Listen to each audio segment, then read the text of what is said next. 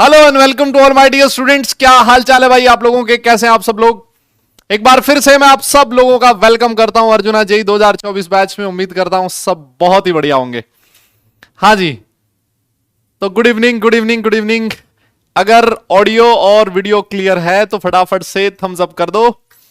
Session को बढ़ाएंगे आगे और आज हम लोग केमिकल बॉन्डिंग में एक नया टॉपिक स्टार्ट करने वाले हैं जिसका नाम होगा मॉलिक्यूलर ऑर्बिटल थ्योरी।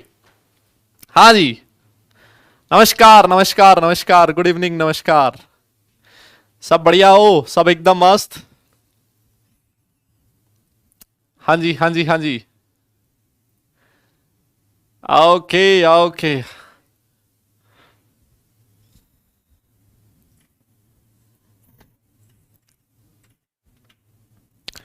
एकदम ठीक है। ऑडियो वीडियो क्लियर है बेटा।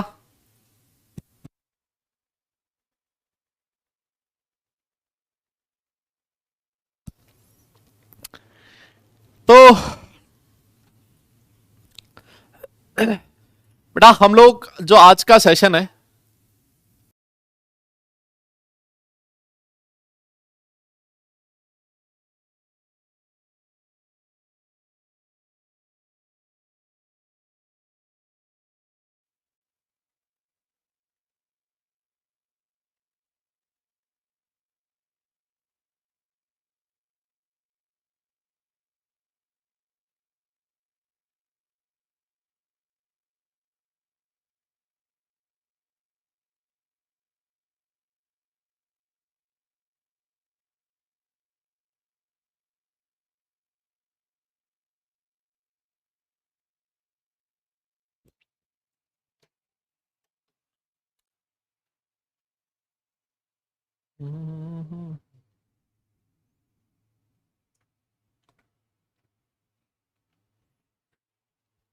अरे एक मिनट रुको बेटा, रुको एक मिनट।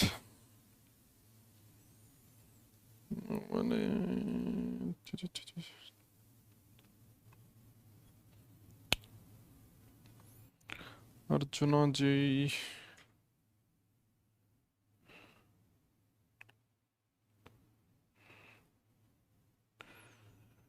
नहीं इसमें भी नहीं आ रहा। देयर इज सम इशू, है ना। अरे अरे अरे, कोई लेग नहीं है, लैग वैग कुछ नहीं है भाई, सब ठीक है। लैग वैग नहीं है, लेकिन ऐप पे थोड़ा काम नहीं कर रहा है ऐप शायद। जितने बच्चे ज्वाइन कर चुके हैं उतना ठीक है, नए बच्चे ज्वाइन नहीं कर पा रहे हैं, है ना। ये थोड़ा सा इशू आ रहा है, तो एक बार इसको देख रहे हैं, इसको रिजॉल्व कर रहे हैं थोड़ा सा। तब तक के लिए आप शांति बनाए रखें, है ना। पिछली क्लास का जो भी है उसको एक बार आप पढ़ लो, उसको रिवाइज कर लो, ठीक है। जो बच्चे क्लास में जुड़े हुए हैं बस वही जुड़े रह पा रहे हैं, नया बच्चा ज्वाइन नहीं कर पा रहा है। तो इसी चीज को थोड़ा एक बार के लिए देखते हैं क्या क्या प्रॉब्लम है ना। ठीक है ठीक है। हाँ जी हाँ जी, thank you so much, thank you so much.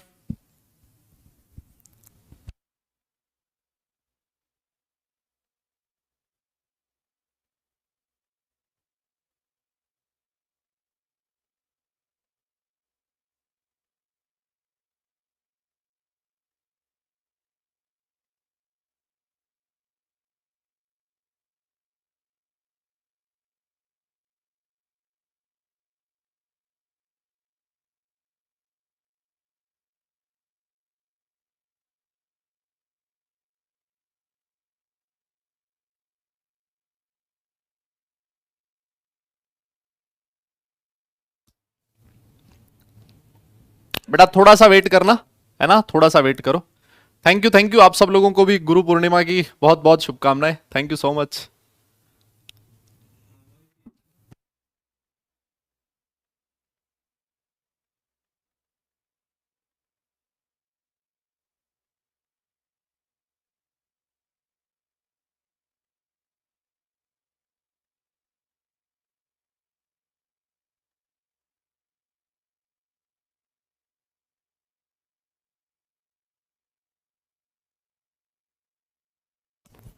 चलो जी बेटा, करते हैं फिर स्टार्ट हम लोग सेशन को। ठीक है, लेट्स स्टार्ट द सेशन। हाँ हाँ, अरे वॉइस आएगी कहां से जब मैं बोलूंगा नहीं तो वॉइस कहां से आएगी यार। तुम भी कैसी बात करते हो, मजे ले रहे हो मतलब ऐसे ही है भाई। हाँ हाँ हाँ हाँ, अब ठीक है, अब ठीक है, अब ठीक है एकदम। मेरी आवाज आप लोगों तक पहुंच रही है बहुत बढ़िया ढंग से। इतने टाइम तक मैं बोल नहीं रहा था, इस वजह से मेरी आवाज नहीं आ रही थी। तो आप लोगों को भी एक बार फिर से बहुत बहुत शुभकामनाएं, बहुत बहुत मुबारकबाद हो गुरु पूर्णिमा की। और भाई देखो, सिर्फ सिर्फ हैप्पी गुरु पूर्णिमा बोलने से मुझे लगता है कोई फायदा नहीं है। वॉइस नहीं आ रही क्या? आ, हाँ,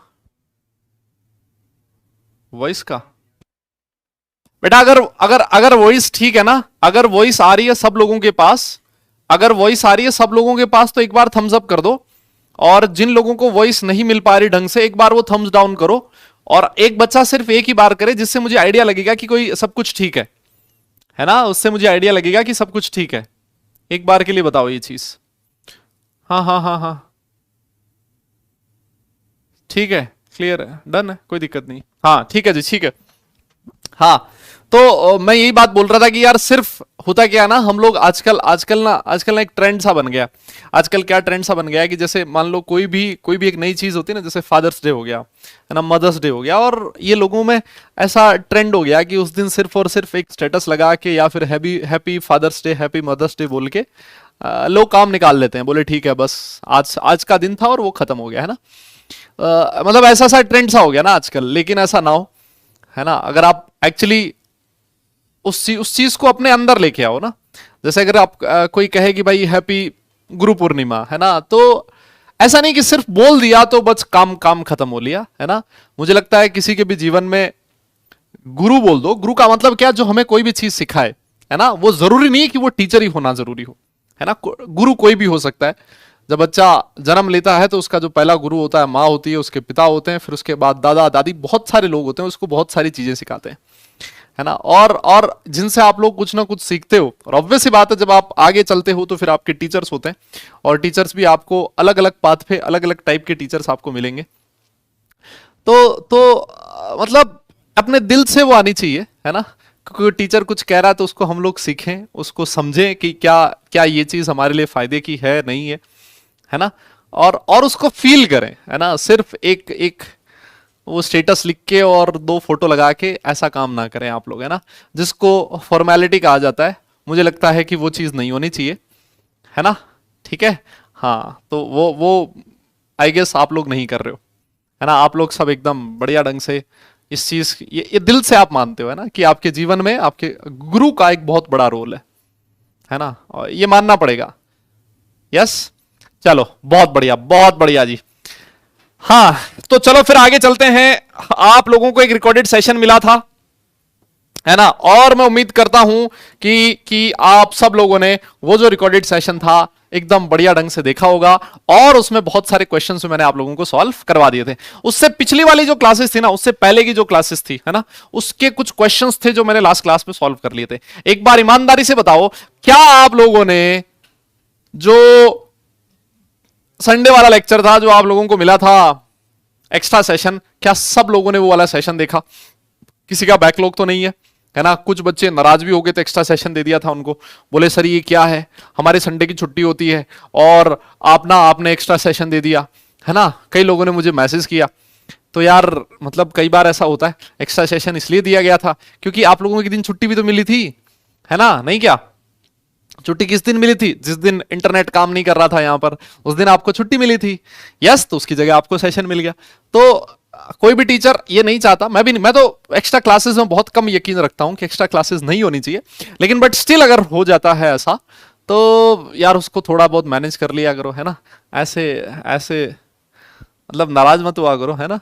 एक बच्चे ने तो बहुत नाराज होकर बोला, सर आपका क्या है, आपने तो सैटरडे रिकॉर्ड कर लिया होगा, है ना, और आप संडे को मजे ले रहे हो और हमारा संडे खराब कर दिया आपने। अरे मैंने कहा भाई पता नहीं तू संडे को उस दिन क्या कर लेता, है ना, और पता नहीं मैं संडे को क्या मजे कर रहा हूं, तुझे क्या पता है यार, नहीं क्या? यस ठीक है, चलो आओ जी।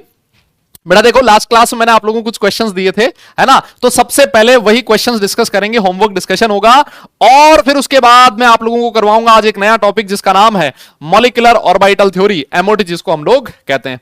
यस, हाँ, तो जी देखो, हम लोगों ने सबसे पहले लास्ट क्लास में मैंने आपको एक बहुत शानदार टॉपिक बताया, इसका नाम था डाइपोल मोमेंट। आप सब लोग जानते हो कि डाइपोल मोमेंट क्या होता है, mu is equal to q into d. Yes, यही फॉर्मूला होता था, ये इसका मैग्नीट्यूड निकालने का फॉर्मूला होता है। डाइपोल मोमेंट को इस तरह के साइन से दिखाया जाता है, इधर आपका होता है लेस इलेक्ट्रोनेगेटिव एलिमेंट, और ये जो एरो का साइन है वो किसकी तरफ होता है, मोर इलेक्ट्रोनेगेटिव एलिमेंट। यस बेटा, एक वेक्टर क्वांटिटी होती थी, इस वजह से इसके दोनों चीजें होती है, मैग्नीट्यूड भी होता है और क्या होता था, साथ साथ इसका डायरेक्शन भी होता था। क्लियर है ना? ये सारी चीजें हम लोगों ने लास्ट क्लास में पढ़ ली थी। फिर हमने ये भी कहा था कि भाई अगर मान लो कोई एक पॉलीएटॉमिक मॉलिक्यूल है तो उसमें जितने भी बॉन्ड्स हैं, सारे बॉन्ड का डाइपोल मोमेंट का वेक्टर सम करोगे तब जाके आपको मॉलिक्यूल का डाइपोल मोमेंट मिलेगा। यस यस, क्लियर है? देखो ये वाला क्वेश्चन दिया था, एक बार फटाफट से बताओ इसका सॉल्यूशन क्या मिला आप लोगों को। बेटा जल्दी से बोलो, क्या मिला इसका सॉल्यूशन? कहता है डाइपोल मोमेंट दे रखा है, और जो दे रखा होता है बेटा वो कौन सा होता था सर? वो होता था म्यू ऑब्जर्व। ठीक है, कूलम मीटर में दे रखा है, बहुत बढ़िया बात है। देखो इंट्रा आयोनिक डिस्टेंस दे रखी है आपको, बेटा डी का वैल्यू दे रखा है 1.8 एंगस्ट्रॉम, तो इसको 10 to the power minus 10 metre लिख देता हूं। यस, और जो क्यू है वो क्या मान के चलूंगा मैं, 1.6 into 10 to the power minus 19 coulomb.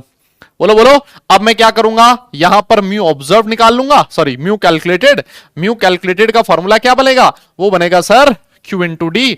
ये आपके सामने है 1.6 into 1.8 into 10 to the power minus 29 coulomb metre. ठीक है जी। और सर हमने सीखा था कि परसेंटेज आयोनिक कैरेक्टर निकालने का जो फॉर्मूला होता है वो होता था mu observed divided by mu calculated into 100%। ठीक है क्या? क्लियर? तो आपके सामने बेटा म्यू ऑब्जर्व्ड है, म्यू कैलकुलेटेड है, ये वाली कैलकुलेशन कर लेना। बहुत सारे लोग बोल रहे हैं कि 90 पॉइंट समथिंग कुछ आएगा, बहुत अच्छी बात है, आप लोगों ने इसको सॉल्व किया, बहुत बढ़िया बेटा, बहुत ही बढ़िया। यही इस क्वेश्चन का सॉल्यूशन होगा। ठीक है जी, चलिए आगे। अगला एक क्वेश्चन दिया था आप लोगों को मैंने होमवर्क, लिखता है कि NF3 और NH3 में दे रखा है कि डाइपोल मोमेंट NH3 का 1.5d है और लार्जर देन NF3 है ना, NF3 का 2.22 डिबाई है। ऐसा क्यों होता था बताइए? ऐसा होने का रीजन क्या था? यह आपको कॉपी में करवाया हुआ क्वेश्चन है। मैंने आप लोगों को एक चीज बोली थी, ये था बेटा NH3 है ना, ये जो ऑर्बिटल का डाइपोल मोमेंट होता है, ऑर्बिटल डाइपोल लिखा होगा इसने कहीं, देखो ये रहा एटॉमिक डाइपोल और साथ में बॉन्ड डाइपोल। तो ये जो एटॉमिक डाइपोल है हमेशा टुवर्ड्स द लोन पेयर होता है, इधर भी बॉन्ड डाइपोल इस तरफ है, और बॉन्ड डाइपोल और आपका एटॉमिक डाइपोल दोनों सेम साइड है, ऐड हो जाते हैं, और NF3 में दोनों कैंसिल आउट हो जाते थे, यही रीजन था। क्लियर है? यस यस, यही था ना। लिखता है NH3 the atomic dipole and bond dipole are in the same direction, और NF3 में ऐसा नहीं है, ऑपोजिट डायरेक्शन में था। बहुत बढ़िया जी, बहुत बढ़िया।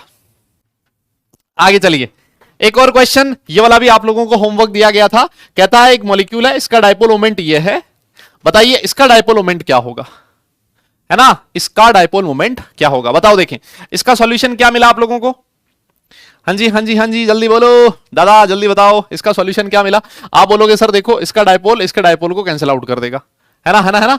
और सर ये देखो ये है ए, ये भी है ए, है ना, और ये दोनों के बीच में एंगल कितना है 120 डिग्री का, तो इन दोनों का जो नेट आएगा वो सर यहीं आएगा, और उसका मैग्नीट्यूड भी कितना होगा, ए होगा, है ना है ना है ना। तो साहब अगर ये 1.5 है ना, तो ये भी कितना होगा 1.5 ही होगा। ठीक है, ये दोनों कैंसिल आउट हो गए, इनका रिजल्टेंट भी कितना होगा x ही होगा।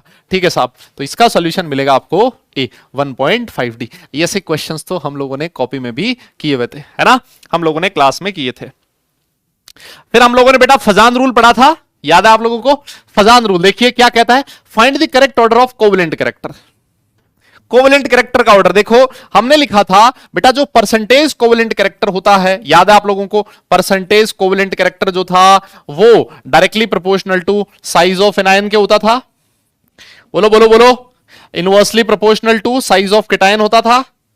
एक बार के लिए आपका रिवीजन भी हो जाएगा। Yes, directly proportional to charge of ion होता था, याद है ये चीज? और एक आप लोगों को लिखवाया गया था कि जो सूडो नोबल गैस कॉन्फ़िगरेशन होता है उसका डाइपोल मोमेंट, उसका परसेंटेज कोवेलेंट कैरेक्टर ज्यादा होता था, पोलराइजिंग पावर ज्यादा होती। देखो यहां पर Na पे +1 है, Mg पे +2 है, बेटा चार्ज यहां ज्यादा, तो इसका कोवेलेंट कैरेक्टर ज्यादा है, इसने गलत दे रखा है। AgF और AgCl, सर Cl माइनस की साइज बड़ी है, एनायन की साइज बड़ी है, तो इसमें कोवेलेंट कैरेक्टर ज्यादा होना चाहिए था। इसने सर उल्टा दे रखा है, बहुत अच्छी बात है।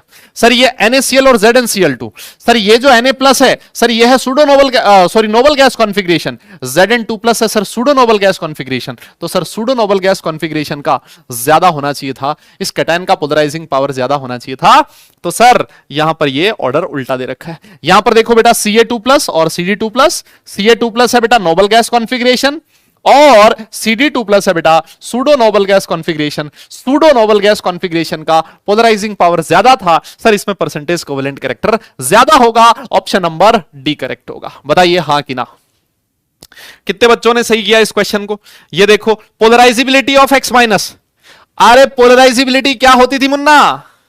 यस यस यस, पोलराइजिबिलिटी क्या होती थी सर? एक्स माइनस जो एनायन है उसके इलेक्ट्रॉन क्लाउड में डिस्टॉर्शन होने की टेंडेंसी, सर इसको पोलराइजिबिलिटी कहते थे। और सर ये डिपेंड करता था किस पे? साइज ऑफ एनायन पे। एनायन का साइज जितना बड़ा होता था पोलराइजिबिलिटी उतनी ही ज्यादा होती थी, परसेंटेज कोवेलेंट कैरेक्टर भी उतना ही ज्यादा होता था। यस, और सबसे बड़ी साइज वाला एनायन सर I माइनस है, I minus, Br minus, Cl minus और F माइनस।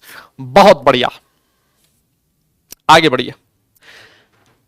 कहता है most covalent halide of S block element, है ना, मोस्ट कोवेलेंट हैलाइड चाहिए। इसका मतलब यह है अगर ज्यादा कोवेलेंट कैरेक्टर चाहिए ना तो एनायन का साइज बड़ा होना चाहिए, मानते हो, और कैटायन का साइज छोटा होना चाहिए।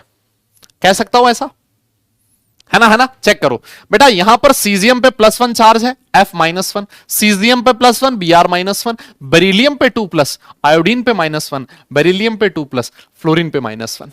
अब चेक करो, अब चेक करो सबसे ज्यादा छोटी साइज किसकी है? सर बेरिलियम 2+ है, सीजियम प्लस की साइज तो बहुत बड़ी होती है, तो कैटायन की साइज छोटी कौन सी होगी? B2+ की। अब एनायन चेक कर लो, एनायन की साइज सबसे बड़ी कौन सी है? सर आयोडीन की साइज बड़ी है, दैट्स व्हाई Be2 का जो परसेंटेज कोवेलेंट कैरेक्टर है सर वो सबसे ज्यादा होगा। बताइए, यस, क्लियर है, क्लियर है, क्लियर है ना, है ना, है ना। चलो फिर आगे आओ, आगे आओ, आगे आओ। देखो जी क्या कह रहा है, among LiCl, RbCl, BCl2, MgCl2 the compound with the greatest and the least ionic character. Ionic character का ऑर्डर पूछ रहा है, इसको अच्छे से देख लियो। हां, आयोनिक कैरेक्टर का ऑर्डर पूछ रहा है बेटा। आयोनिक कैरेक्टर किसमें ज्यादा होगा? सर जिसमें कोवेलेंट कैरेक्टर कम होगा। यस, कोवेलेंट कैरेक्टर किसमें सबसे कम होगा? जहां पर कैटायन की साइज बड़ी हो। और मुझे लगता है जो RbCl है उसमें परसेंटेज कोवेलेंट कैरेक्टर सबसे कम, तो इसमें परसेंटेज आयोनिक कैरेक्टर सबसे ज्यादा होगा। क्या यह बात सही है? हाँ ना बोलो। RbCl में परसेंटेज आयोनिक कैरेक्टर सबसे ज्यादा होगा। यस, और परसेंटेज आयोनिक कैरेक्टर सबसे कम मतलब परसेंटेज कोवेलेंट कैरेक्टर सबसे ज्यादा होना चाहिए, तो बेरिलियम में होगा। बेरिलियम 2+ की साइज सबसे छोटी होती है, तो इसमें परसेंटेज कोवेलेंट कैरेक्टर सबसे मैक्सिमम होगा, तो आयोनिक कैरेक्टर सबसे कम होगा। इसका मतलब sir option number B correct है। बोलिए बोलिए बोलिए, क्लियर हो गया क्या? क्वेश्चन अच्छे से पढ़ लिया करो, कई बार उल्टा हो जाता है, निकालना कोवेलेंट कैरेक्टर होता है और हम लोग निकाल लेते हैं आयोनिक कैरेक्टर। ठीक है, आओ जी, लास्ट क्वेश्चन था ये वाला कि degree of covalent bonding greatest है। ऐसा कब होगा? जब A+ की साइज छोटी, X- की साइज बड़ी, A+ की साइज छोटी एंड X- की साइज बड़ी। कैटायन छोटा होना चाहिए, एनायन बड़ा होना चाहिए। ये तो आपके बाएं हाथ का खेल था, ये आप लोगों ने बड़े ही आराम से सॉल्व कर लिया होगा। यस, अरे दादा इसका तो डी होगा ना। Yes yes yes yes yes, done done done done. चलिए फिर, तो ये सारे जितने भी क्वेश्चंस थे ये हो गए हैं सॉल्व। चलिए जी, आज हम लोग नया टॉपिक स्टार्ट करने वाले हैं, बहुत ही इंपॉर्टेंट लेकिन बहुत ही आसान टॉपिक है, जिसका नाम है मॉलिक्यूलर ऑर्बिटल थ्योरी, और जिसको शॉर्ट में बोलते हैं MOT। ठीक है, क्या कहा जाता है? MOT। अलग अलग है, एक साथ नहीं बोलना, मोटी नहीं है, MOT मॉलिक्यूलर ऑर्बिटल थ्योरी। ठीक है ना, क्लियर? हाँ जी, हाँ जी, हाँ जी, ठीक है, ठीक है, ठीक है। तो ये बेटा काफी इंपॉर्टेंट है ना, लेकिन बहुत ही आसान सी थ्योरी है। ठीक है, काफी इंपॉर्टेंट है लेकिन बहुत ही आसान सी थ्योरी है।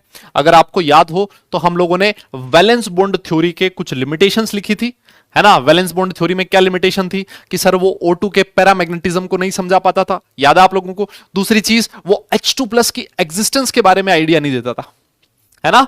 ये कुछ लिमिटेशंस हम लोगों ने वीबीटी की लिखी थी, इन लिमिटेशंस को ओवरकम किया जाएगा किसमें, मॉलिक्यूलर ऑर्बिटल थ्योरी में।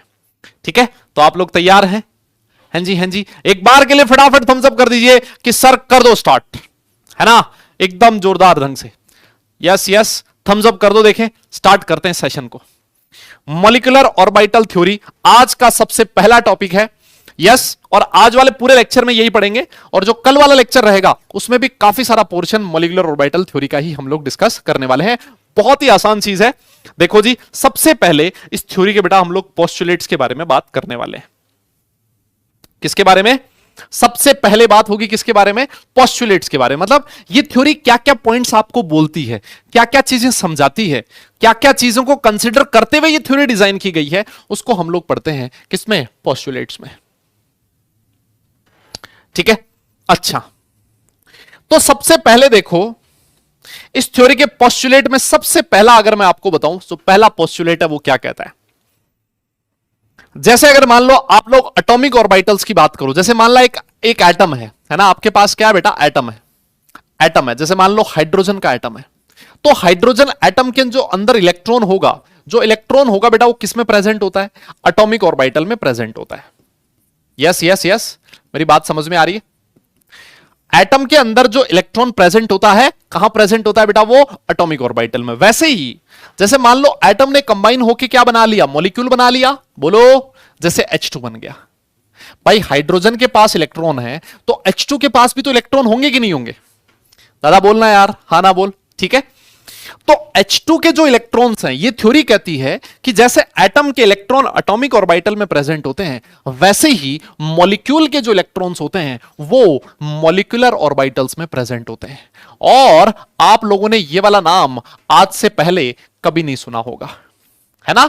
आज तक हम लोग एटॉमिक ऑर्बिटल्स के बारे में ही पढ़ते आए, जैसे s orbital, p orbital, d orbital, f orbital, इन्हीं सारी चीजों के बारे में हम लोग बात करते आए हैं। आज हम लोग सबसे पहली बार हम लोगों ने नाम सुना है मॉलिक्यूलर ऑर्बिटल्स। तो ये कहता है कि एटम के अंदर इलेक्ट्रॉन एटॉमिक ऑर्बिटल्स में प्रेजेंट होते हैं, मॉलिक्यूल के अंदर जो इलेक्ट्रॉन्स होते हैं कहां प्रेजेंट होते हैं? सर वो मॉलिक्यूलर ऑर्बिटल में प्रेजेंट होते हैं। यस यस, मेरी बात समझ में आ रही है? ठीक है ठीक है ठीक है। अरे क्या हो गया? डायरेक्टली स्टार्ट हो रही है, ऐप नॉट वर्किंग। भाई मैं पढ़ा कुछ और रहा हूं और मुझे मैसेजेस कुछ और आ रहे हैं, चक्कर क्या है? एक बार, क्या ऐप इज लैगिंग? अरे ठीक है बेटा, अगर लैग कर रहा है तो चलने दो ना, जैसे भी है। हाँ हाँ हाँ, और मुझे लग रहा है चैट भी बहुत कम आ रही है। क्या भैया चेक किया? चक्कर क्या है यार? मतलब ये अपनी क्लास में ही हो रहा है ऐसा? आ रहा सब ठीक है ना?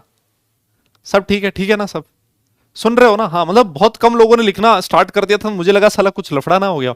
हाँ, अब मुझे लग रहा है कि हाँ हाँ, अब मुझे लग रहा है कि लोग कमेंट कर रहे हैं। ठीक है ठीक है ठीक है ठीक है ठीक है ना? सब सही है। चलो, हाँ, तो भैया ऐसे जागते रहा करो यार, मुझे ऐसा शक होने लगता है कि मतलब ऐसे तुम चुपचाप कैसे पढ़ाई कर सकते हो? हैं? हाँ ठीक है। हाँ, तो देखो एटॉमिक ऑर्बिटल्स में प्रेजेंट होते हैं एटम के इलेक्ट्रॉन, तो मॉलिक्यूलर ऑर्बिटल्स में प्रेजेंट होंगे मॉलिक्यूलर आपके मॉलिक्यूल के इलेक्ट्रॉन। अब बात ये आती है कि सर हमने एटॉमिक ऑर्बिटल तो पढ़े हैं एसपीडीएफ, ये मॉलिक्यूलर ऑर्बिटल बनते कैसे हैं, है ना? मॉलिक्यूलर ऑर्बिटल्स बनते कैसे हैं? तो आपको जानकर बड़ी ही खुशी होगी बेटा कि मॉलिक्यूलर ऑर्बिटल कैसे बनते हैं? कॉम्बिनेशन ऑफ एटॉमिक ऑर्बिटल्स से। आगे हम लोग पढ़ेंगे अभी थोड़ी देर में, अभी के लिए ध्यान रखो, जब एटॉमिक ऑर्बिटल्स आपस में कंबाइन होते हैं, है ना, जब एटॉमिक ऑर्बिटल्स आपस में कंबाइन होते हैं तब आपके मॉलिक्यूलर ऑर्बिटल्स बनते हैं। ऑब्वियस बात है, जैसे वहां पर हम लोग ओवरलैपिंग की बात करते थे ना, कि एटॉमिक ऑर्बिटल की ओवरलैपिंग से बॉन्ड बनता है, यहां पर हम लोग बात कर रहे हैं कि एटॉमिक ऑर्बिटल के कॉम्बिनेशन से एटॉमिक ऑर्बिटल आपस में मिलकर क्या बनाएंगे? मॉलिक्यूलर ऑर्बिटल्स बनाएंगे। जैसे मान लो दो एटॉमिक ऑर्बिटल आपस में कंबाइन हुए तो दो मॉलिक्यूलर ऑर्बिटल बनेंगे। अगर चार एटॉमिक ऑर्बिटल का आपस में कंबाइन होते हैं तो चार मॉलिक्यूलर ऑर्बिटल बनेंगे। जब 6 एटॉमिक ऑर्बिटल आपस में कंबाइन होंगे तो आपके 6 मॉलिक्यूलर ऑर्बिटल्स बनने वाले, है ना। तो मॉलिक्यूलर ऑर्बिटल कैसे बनते हैं? कॉम्बिनेशन ऑफ एटॉमिक ऑर्बिटल से। क्लियर? ठीक है, बहुत बढ़िया सर। ये बेटा है दूसरा पॉइंट। अच्छा, अब एक चीज देखो, अगर मैं बात करूं एटम हाइड्रोजन की, है ना, तो बेटा हाइड्रोजन एटम है, उसके अंदर सिर्फ और सिर्फ एक ही न्यूक्लियस होगा, होगा कि नहीं होगा? तो ये जो हाइड्रोजन के इलेक्ट्रॉन है, इस एटम के जो इलेक्ट्रॉन है, क्या मैं ऐसे कह सकता हूं उसको सिर्फ और सिर्फ एक ही न्यूक्लियस इंफ्लुएंस करेगा? दादा हाना बोलना पड़ेगा। क्या ये बात सही है? यस यस, क्या ये बात सही है? जो एटम के इलेक्ट्रॉन होते हैं उनको सिर्फ और सिर्फ एक ही न्यूक्लियस इंफ्लुएंस करता है, क्योंकि एटम के अंदर सिर्फ और सिर्फ एक ही न्यूक्लियस प्रेजेंट होता है। अब बेटा ये लिखने की जरूरत नहीं, ये सारा सब कुछ लिखा हुआ होगा, मैं भी आपको समझा रहा हूं सिर्फ। ठीक है, बहुत बढ़िया। अब अगर मैं मॉलिक्यूल की बात करूं, जैसे H2 है, बेटा H2 में कितने न्यूक्लियस होंगे? सोच के देखो एक बार, H2 में कितने न्यूक्लियस होंगे? सर यहां देखो हाइड्रोजन के 2 एटम हैं, इसका मतलब 2 न्यूक्लियस होंगे। तो इसका मतलब इस मॉलिक्यूल के जो इलेक्ट्रॉन्स होंगे, इस मॉलिक्यूल के जो इलेक्ट्रॉन्स होंगे उनको कितने न्यूक्लियस इंफ्लुएंस करेंगे? सर 2 करेंगे। एक से ज्यादा न्यूक्लियस इंफ्लुएंस करेगा, है ना। अब जैसे मान लो कोई ऐसा लिखा है आपका मॉलिक्यूल O3, सर ये ट्राइएटॉमिक मॉलिक्यूल है, सर इस मॉलिक्यूल में 3 न्यूक्लियस हैं, तो इसके जो इलेक्ट्रॉन्स होंगे उनको 3 न्यूक्लियस इंफ्लुएंस करेंगे। तो कहने का मतलब ये हो गया, वापस इस चीज को समझ लो कि एटम के जो इलेक्ट्रॉन्स होते हैं उनको सिर्फ एक न्यूक्लियस इंफ्लुएंस करता है, लेकिन मॉलिक्यूल के जो इलेक्ट्रॉन्स होते हैं उनको एक से ज्यादा न्यूक्लियस इंफ्लुएंस करेगा। इट डिपेंड्स कि कितने एटम से मिलकर आपका मॉलिक्यूल बना हुआ है। ठीक है, तो ये जो 3 चीजें मैंने आप लोगों को समझाई है बेटा, यही 3 चीजें आपकी स्क्रीन पर लिखी हुई है। एक बार के लिए देख लेते हैं एक बार, है ना, पोस्टुलेट्स में। और ये जो 3 पॉइंट्स हैं ये आपको लिखने हैं फटाफट से अपनी कॉपी में। क्लियर? क्या लिखा है देखो, लिखता है the electrons in a molecule are present in various molecular orbitals as the electrons of the atoms are present in various atomic orbital. ये सबसे पहला पॉइंट था जो मैंने आप लोगों को समझाया था। क्लियर है? अच्छा, फिर सेकंड पॉइंट क्या कहता है? The atomic orbitals of comparable energy and proper symmetry combine to form molecular orbitals. ये वाला पॉइंट भी हम लोगों ने समझ लिया था। मॉलिक्यूलर ऑर्बिटल कैसे बनते हैं? सर एटॉमिक ऑर्बिटल के कॉम्बिनेशन से। और कौन से एटॉमिक ऑर्बिटल कंबाइन होंगे? सर जिनकी जो साइज है, जिनकी जो एनर्जी है वो लगभग सेम हो। क्लियर? जिनकी एनर्जी क्या हो बेटा? लगभग सेम हो। और प्रॉपर सिमेट्री का क्या मतलब है? प्रॉपर सिमेट्री का मतलब समझते हो? आपको याद है ना वो एक चीज समझाई थी मैंने आप लोगों को ओवरलैपिंग में। जैसे मान लो ये है PZ ऑर्बिटल, तो हमने बात करी थी कि सर ये जो PY ऑर्बिटल है इसके साथ कभी भी ओवरलैप नहीं करेगा। तो ऐसे एटॉमिक ऑर्बिटल का कॉम्बिनेशन पॉसिबल नहीं है। हाँ, PZ के साथ PZ कंबाइन हो जाएगा, PY के साथ PY कंबाइन हो जाएगा। तो ये मतलब है किसका? प्रॉपर सिमेट्री का। क्लियर है? समझ में आ गई मेरी बात? और तीसरा पॉइंट देखिए क्या कहता है कि an electron in an atomic orbital is influenced by 1 nucleus. एक ही न्यूक्लियस उसको इन्फ्लुएंस करेगा। In a molecular orbital it is influenced by 2 or more nuclei depending upon the number of atoms present in the molecule. Clear है? क्या ये बात सही है? नोट किया बेटा आप लोगों ने? Yes yes yes. तो बेटा ये तीनों पॉइंट्स वो हैं जो मैं आपको समझा चुका हूं। अब फटाफट से आपको तीनों पॉइंट नोट करने हैं, और जैसे ही आप तीनों पॉइंट नोट कर लो सारे बच्चे डन लिख देंगे, जिससे मुझे पता लग जाए कि आपने नोट कर लिया है। ठीक है जी? ठीक है, ठीक है। Clear clear clear? समझ में आ गई मेरी बात? ठीक है दादा। अरे C60 मॉलिक्यूल कहां से आ गया भाई? C60 मॉलिक्यूल कहां से आ गया भाई? इन्फ्लुएंस। अब इन्फ्लुएंस मतलब क्या बताओ? कोई कह रहा सब इन्फ्लुएंस का मतलब क्या है? हद है। मतलब इन्फ्लुएंस मतलब अट्रैक्शन या फिर रिपल्शन, है ना। अट्रैक्शन या फिर रिपल्शन, उसको बोला था इन्फ्लुएंस, है ना। आप लोग भी इन्फ्लुएंस होते हो ना बहुत सारी चीजों से। जैसे मान लो अगर कोई टीचर आपसे कहे कि भैया बहुत बढ़िया पढ़ाई करो और एक दिन अच्छे IIT में जाओ, तो तुम्हें एकदम से जोश आ जाता है ना, तुम इन्फ्लुएंस होते, बोले यार मतलब मास्टर ने बोला है बहुत अच्छी बात है ना। और वैसे तो इन्फ्लुएंस, तुम जा रहे हो रास्ते से, इधर से कोई एकदम हंसता खिलता हुआ सुंदर प्यारा सा चेहरा निकला, है ना, तो तुम जा तो रहते ऐसे और तुम्हारी गर्दन मुड़ गई ऐसे, है ना। तो ये भी एक तरह का इन्फ्लुएंस ही है ना। हाँ क्लियर? हाँ जी हाँ जी हाँ जी, नोट करना बेटा और डन लिख देना अगर हो जाए तो। यस यस, डन लिख देना बेटा। कोई कह रहा है सर आप स्पीड वाली स्टडी करवा रहे हो यार, लोग कैसे ब्लेम कर देते ना यार, इतना ब्लेम मत करो यार। आज 12वां लेक्चर है, लेक्चर नंबर 12 है, पौने 2-2 घंटे के 12वां लेक्चर ले रहा हूं केमिकल बॉन्डिंग, और अभी तक काफी सारा पोर्शन बचा हुआ है, और फिर भी तुम कह रहे हो सर आप तेज पढ़ा रहे हो यार। इससे धीरे क्या होता है? पूरे साल भर केमिकल बॉन्डिंग थोड़ी ना पढ़ना है यार, है भाई? क्यों दादा? सही बात नहीं है यार, ऐसे मत किया करो यार। मतलब ये गलत बात है यार। हाँ, अब हमें ना सब कुछ बैलेंस बना के चलना पड़ता है। डन डन, नोट कर लिया। अरे क्या बात, क्या बात, क्या बात, क्या बात। हाँ, ठीक है, आ जाइए फिर आगे चलते हैं बेटा, आगे चलते हैं, आगे चलते हैं। और भी पोस्टुलेट्स हैं, इसके अभी पोस्टुलेट खत्म नहीं हुए। ठीक है, अच्छा, तो जैसे मैंने आपसे कहा कि जितने एटॉमिक ऑर्बिटल्स आपस में कंबाइन होंगे, है ना, जितने एटॉमिक ऑर्बिटल्स आपस में कंबाइन होंगे, थोड़ी सी थ्योरी है बेटा इसमें। शुरू का जो पोर्शन है ना, इसमें थ्योरी है। हालांकि थ्योरी वाला जो पार्ट है वो बहुत ज्यादा इंपॉर्टेंट नहीं है, लेकिन फिर भी मतलब आगे के लिए माहौल तो थ्योरी से ही बनेगा, कॉन्सेप्ट थ्योरी से ही आएंगे। ठीक है ना, तो ये थोड़ी सी थ्योरी है, थोड़ी हजम करना है ना, है ना, है ना।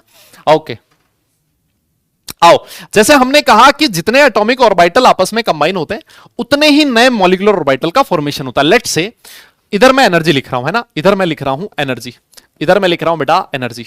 ठीक है जी, ठीक है जी। तो देखो आपके पास दो एटॉमिक ऑर्बिटल है, ये है एक एटॉमिक ऑर्बिटल जिसको मैं AO से लिख रहा हूं। ठीक है, AO, वो ये O, AO, वो वाला AO नहीं है, वो कौन सी मूवी में करता है ऐसे AO आ उ, है ना, तुम्हें तो पता ही होगा।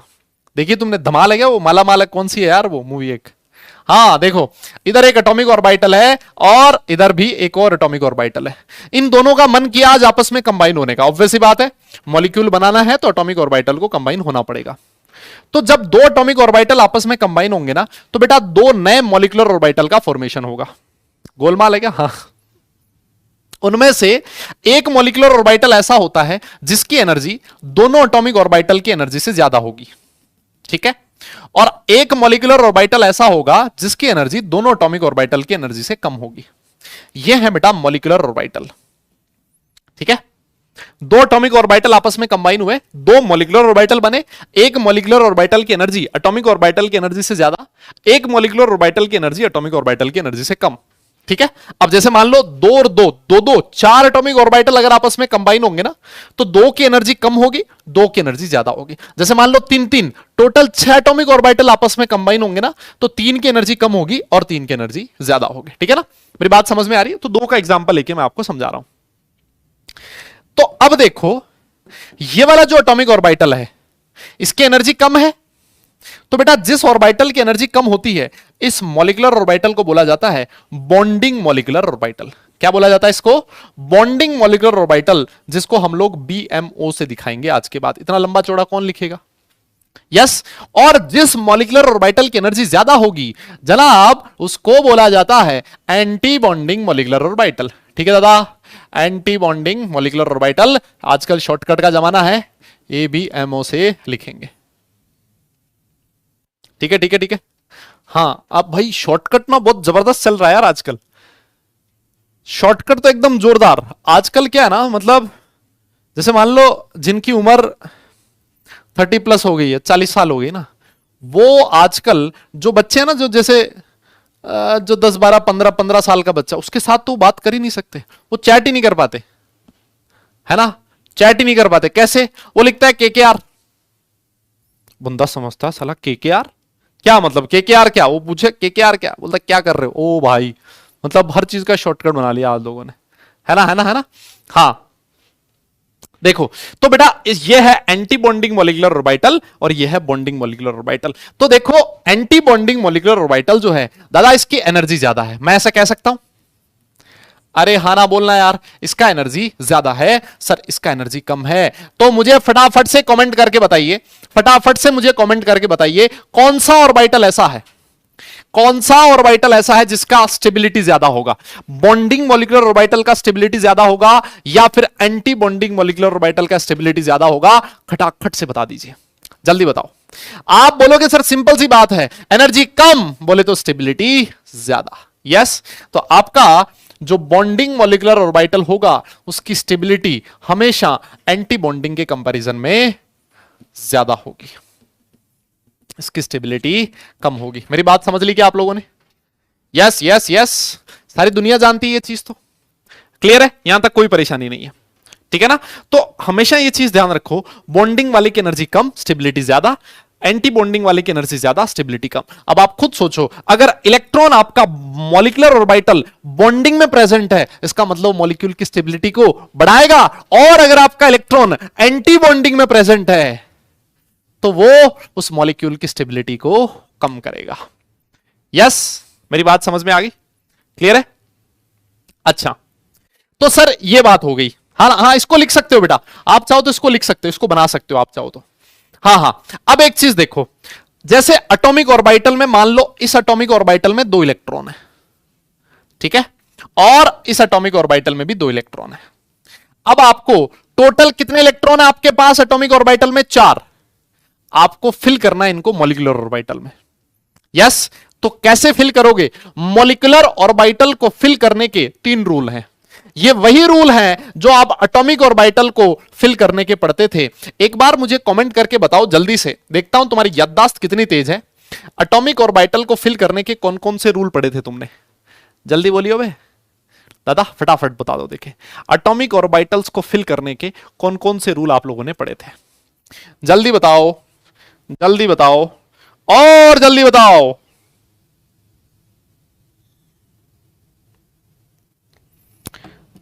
जल्दी जल्दी जल्दी। कितने थे? एक तो हंड था, और कौन सा था? ये हंडी तुम्हारा फेवरेट है क्या? हंड्स? अबे फेवरेट है क्या तुम्हारा हंड्स? है भाई? हाँ सर, सबसे पहले आता था ऑफबो। ये क्या था? ऑफबो प्रिंसिपल क्या था? ऑफबो प्रिंसिपल था कि सर हमेशा उस ऑर्बिटल में इलेक्ट्रॉन पहले जाएगा जिसकी एनर्जी कम होगी। ठीक है, बहुत बढ़िया। फिर आता था कौन? पाउलीज। पाउली ने क्या बोला कि एक एटॉमिक ऑर्बिटल में 2 इलेक्ट्रॉन कभी भी सेम स्पिन वाले नहीं हो सकते। ठीक है, और सबसे लास्ट में कौन था? Hunts rule for maximum multiplicity. ये जो भाई साहब हैं, ये क्या कहते हैं?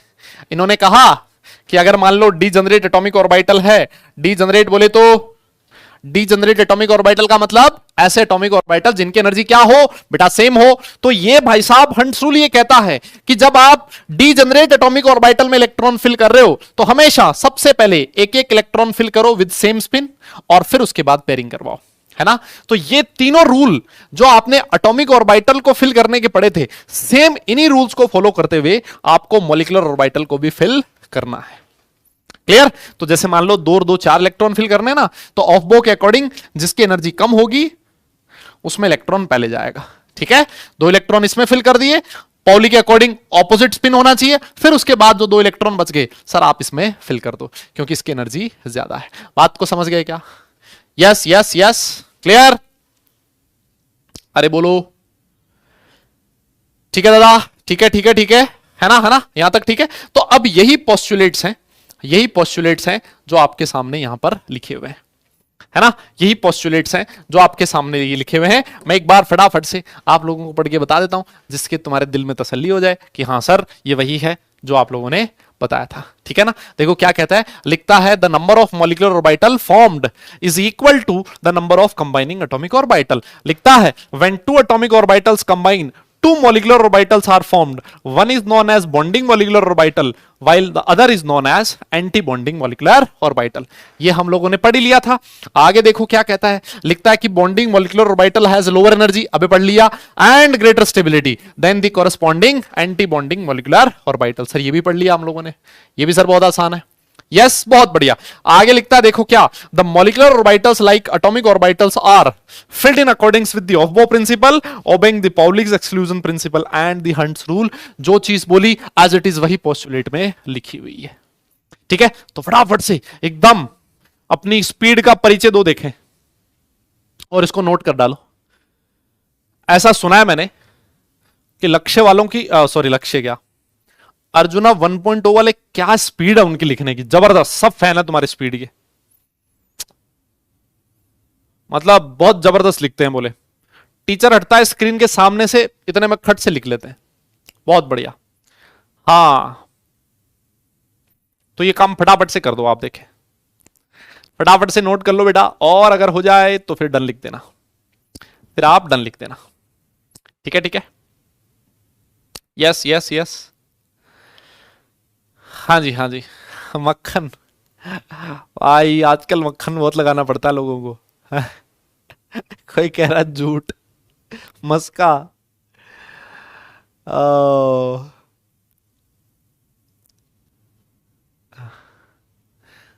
यार तुम पे अभी असर हो जाता है ना आजकल।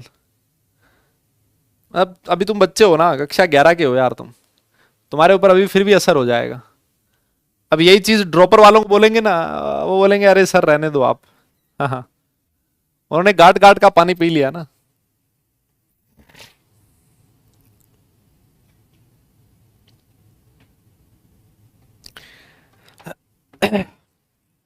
हाँ जी हाँ जी हाँ जी, नोट कर लीजिए, हो जाए तो डन लिख दीजिएगा। बेटा नोट हो जाए तो डन लिखना। अबे इसमें क्या रिपीट करना है बताओ, कौन है ये रिपीट वाला, पकड़ो इसको। हम्म,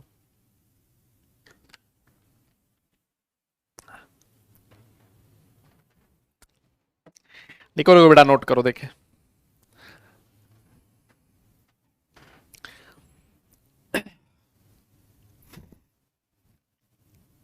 सफेद झूठ। हमें झूठ के भी रंग होते हैं क्या? कोई कह रहा है सर सफेद झूठ, मतलब ये भी काला, पीला, हरा, सफेद ऐसा होता है क्या? है?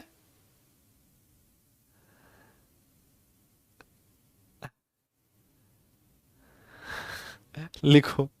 कोई लिख रहा नो सीक्वल। अबे इससे अच्छा लिख लेना यार, तू नोट कर ले तब तक।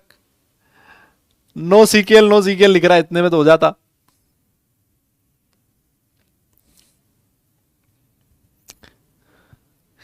यस यस, लिखा लिखा लिखा आप लोगों ने, अब तो लिख लिया होगा यार।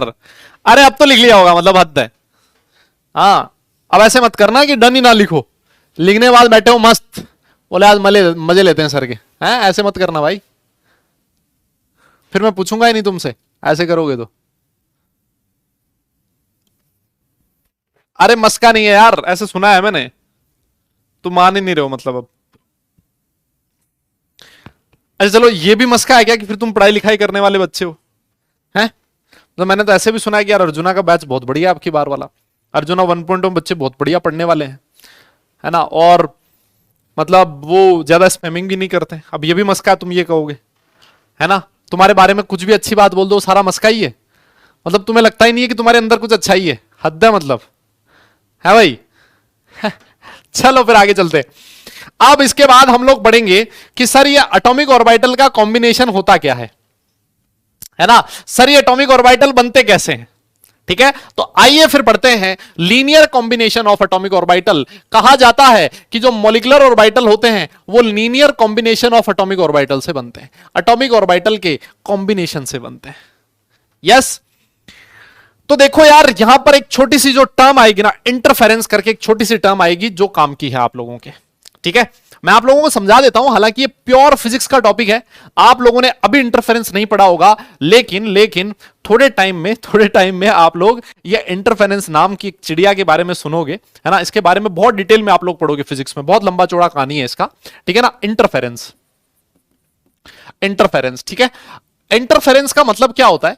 आप लोगों ने वेव्स पढ़ी है ना? वेव्स आपस में मिलती कैसे हैं, एक दूसरे से मुलाकात कैसे करती हैं, उसको पढ़ा जाता है किसमें? इंटरफेरेंस में। Clear clear clear. तो बेटा इंटरफेरेंस का मतलब आप लोग समझ गए, इंटरफेरेंस बोले तो वेव्स का आपस में जुड़ना, वेव्स का आपस में मिलना, that is known as interference. अब ये जो इंटरफेरेंस होता है ना, ये दो तरह का होता है। किस किस तरह का? एक होता है बेटा कंस्ट्रक्टिव, और एक होता है डिस्ट्रक्टिव। कंस्ट्रक्टिव और डिस्ट्रक्टिव, दो तरह का इंटरफेरेंस होता है। ठीक है, ये हमारे काम में आ रही है। अब क्या ही करें भाई, यहां पर मतलब पढ़ना ही पड़ेगा, हम क्या करें, है ना? अब देखो, इंटरफेरेंस कंस्ट्रक्टिव क्या होता है और डिस्ट्रक्टिव क्या होता है। आप ऐसे सुनो, मान लो एक वेव है ना, लहराती हुई जा रही है ये, है ना? ये लहराती हुई जा रही है, और वेव को हम लोग प्लस माइनस इस तरह से दिखाते हैं। ठीक, मान लेते हैं ये जो वेव है बेटा, इसका एम्पलीट्यूड कितना है? ए है। इसका एम्पलीट्यूड कितना है बेटा? ए है। ठीक है, और एक और वेव है ना? एक और वेव है, वो भी लहराती हुई चल रही है ना? एक और वेव है, वो भी लहराती हुई चल रही है, plus minus plus minus plus minus इस तरह से। ठीक है, और बेटा इसका जो एम्पलीट्यूड है वो है बी। अब देखना, अब देखना, अब ये जो दो वेव्स हैं बेटा, ये एक दूसरे से मिलना चाहती हैं। क्या करना चाहती हैं? मिलना चाहती है। ठीक है ना? तो इनका मिलन दो तरह से हो सकता है। इनका मिलन दो तरीके से हो सकता है, दोनों को एक दूसरे से बहुत प्यार है ना, दोनों वेव्स को एक दूसरे से बहुत प्यार है तो होगा क्या, सुनो मेरी बात सुनियो बे अच्छे से, होगा क्या बेटा, ये दो वेव्स इस तरह से मिलेंगी, इस तरह से मिलेगी कि इसका जो पॉजिटिव है इसके पॉजिटिव के साथ मिलेगा, इसका नेगेटिव इसके नेगेटिव के साथ, इसका पॉजिटिव इसके पॉजिटिव के साथ। मतलब ये दोनों वेव्स सेम फेज में, ये दोनों वेव्स क्या कर रही हैं बेटा, सेम फेज में मिल रही हैं आपस में। अरे प्लस आएगा, हाँ ठीक है प्लस। ये दोनों क्या कर रही हैं, आपस में मिल रही हैं सर सेम फेज में, है ना। इसका एम्पलीट्यूड ए, इसका एम्पलीट्यूड बी, इसको बोला जाता है सेम फेज, है ना। अगर प्लस प्लस के साथ और माइनस माइनस के साथ मिले उसको बोला जाता है सेम फेज में दोनों वेव्स आपस में मिल रही हैं। और बेटा अगर ये दोनों वेव्स आपस में मिलेंगी तो रिजल्टिंग जो वेव बनेगी, इनकी जो रिजल्टिंग वेव बनेगी उसका पता है एम्पलीट्यूड क्या होगा, उसका एम्पलीट्यूड हो जाएगा ए प्लस बी, उसका एम्पलीट्यूड क्या होगा, ए प्लस बी। मेरी बात समझ में आई, क्लियर। तो अगर प्लस प्लस के साथ मिले, माइनस माइनस के साथ मिले, प्लस प्लस के साथ मिले, अगर सेम साइन के साथ आपस में दोनों वेव्स मिलती हो तो बेटा ऐसे कॉम्बिनेशन को बोला जाता है, ऐसे कॉम्बिनेशन को बोला जाता है कंस्ट्रक्टिव इंटरफेरेंस। इसको क्या बोला जाएगा बेटा, ऐसे अगर वेव्स आपस में मिल रही हैं so this is known as constructive interference. मेरी बात तुम्हें समझ में आ गई, अरे बोलो, क्लियर है, समझ में आई बेटा। और देखो सर उल्टा भी हो सकता है, अरे किसका रॉन्ग साइन है यार, कहां साइन रॉन्ग हो गया, अरे यार तुम समझदार हो यार, कर लो ना तुम, जहां पर रॉन्ग है उसको सही कर लो यार, क्या बात कर रहे हो यार, तुम बार बार लिखे जा रहे हो यार रॉन्ग साइन, तुमसे ऐसी उम्मीद नहीं है, संभाल लो उसको यार, संभाल लो, तुम समझदार हो गए हो, बच्चे थोड़ी ना हो। हाँ आओ देखो, अब मान लो दोनों की आपस में नहीं बन रही है ना भाई, आजकल बनती नहीं, बहुत कम लोगों की आपस में बनती ना। तो जैसे मान लो ये था ए, है ना, ये प्लस माइनस, देखो हुआ क्या, आज पता है ये वेव्स कैसे मिली, है ना, मुंह मोड़ के मिली तो सही एक दूसरे से, लेकिन एक ऐसी है एक ऐसी, ऐसे मिल रही है लेकिन आमना सामना नहीं कर रही एक दूसरे का। तो देखो हुआ क्या, इसका जो प्लस है वो इसके माइनस के साथ मिल रहा है ना, और जो माइनस है वो इसके प्लस के साथ मिल रहा है। देखो प्लस माइनस के साथ मिल रहा है और माइनस प्लस के साथ मिल रहा है। तो सर अब जो नई वेव बनेगी ना सर, अब जो नई वेव मिलेगी ना, मरी हुई मिलेगी आपको नई वेव। सर जो नई वेव मिलेगी ना वो बिल्कुल मरी हुई मिलेगी। सर इस वेव का जो एम्पलीट्यूड होगा वो ए माइनस बी होगा, है ना। ए माइनस बी भी हो सकता है, बी माइनस ए भी हो सकता है, डिपेंड करेगा किसका एम्पलीट्यूड ज्यादा था, ठीक है ना, ए माइनस बी या फिर बी माइनस ए। अगर हाँ ये लिखना है भाई, और क्या करना है, देखना थोड़ी है इसको, हद है मतलब। अभी तुम वो उसी तरह का जवाब सुनना चाहते हो पिछली क्लास वाली तरह का, है ना। हाँ तो देखो बेटा यहां पर जो दोनों वेव्स मिल रही है ना सर, ये ऑपोजिट फेज में मिल रही हैं। कैसे मिल रही है दादा, सर ऑपोजिट फेज में मिल रही है सर, इसको बोला जाता है डिस्ट्रक्टिव इंटरफेरेंस। क्या बोला जाएगा इसको, डिस्ट्रक्टिव इंटरफेरेंस। सर मजा आ गया, बस ये चीज तुमने सीख ली ना, अब काम बन गया तुम्हारा भाई, तुम्हारा काम बन गया। क्लियर है ना। तो बेटा दो, हाँ वो हार्ट बीट देखी ना तुमने चलती हुई, हार्ट बीट देखी तुमने चलती, और थोड़ा टाइम बाद अगर ये फ्लैट हो जाए तो उसको दुनिया से मुक्ति मिल जाती है ना। वो लाइन अगर आनी फ्लैट हो जाए ना तो फिर इंसान को, समझ गए तुम लोग, यस। तो आपके सामने दो वेव्स का आपस में मिलना दो तरह का होता है, पहला और ये दूसरा। एक आपस में दो वेव्स आपस में मिल सकती हैं सेम फेज में, ऑपोजिट फेज में।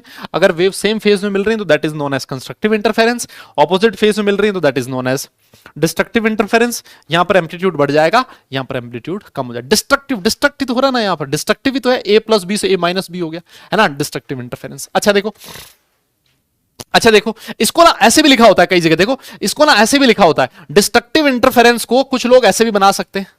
बेटा देखियो अच्छे से सुनियो, ये वाली बात काम की है, ये प्लस ये माइनस ये प्लस, और कुछ लोग ना इसको ऐसे बनाते हैं माइनस। अब देखो अगर मैं तुमसे पूछूं कि ये कंस्ट्रक्टिव इंटरफेरेंस का एग्जांपल है कि डिस्ट्रक्टिव का, अगर मैं तुमसे पूछूं कि ये कंस्ट्रक्टिव इंटरफेरेंस का एग्जांपल है या फिर डिस्ट्रक्टिव का, आप बोलोगे, बहुत सारे लोग बोलेंगे कि सर ये तो कंस्ट्रक्टिव है, देखो प्लस प्लस के साथ मिल रहा है। अबे नहीं भाई ऐसा नहीं है, ये देख बीच में क्या लिखा हुआ, माइनस लिखा हुआ है। माइनस का मतलब ये उल्टा, या तो इसको ऐसे दिखा दो डिस्ट्रक्टिव इंटरफेरेंस को प्लस माइनस के साथ और बीच में प्लस लिख दो, या फिर बीच में माइनस लिख के दोनों को सेम बना दो। अगर यहां बीच में माइनस लिखा है ना, इसका मतलब यही है कि प्लस जो होगा वो इसके माइनस के साथ मैच कर रहा है। दादा समझ में आई मेरी बात, हाँ।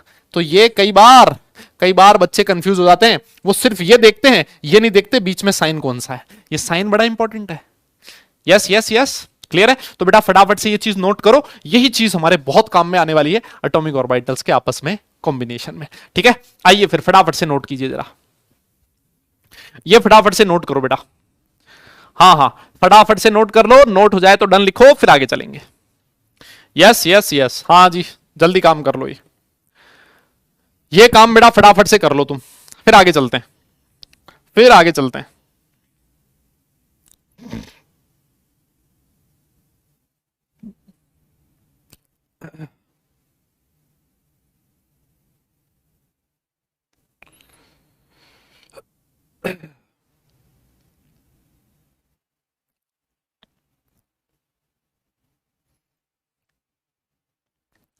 हो गया हो गया हो गया हो गया, बहुत बढ़िया बेटा, बहुत बढ़िया, बहुत ही बढ़िया, जबरदस्त।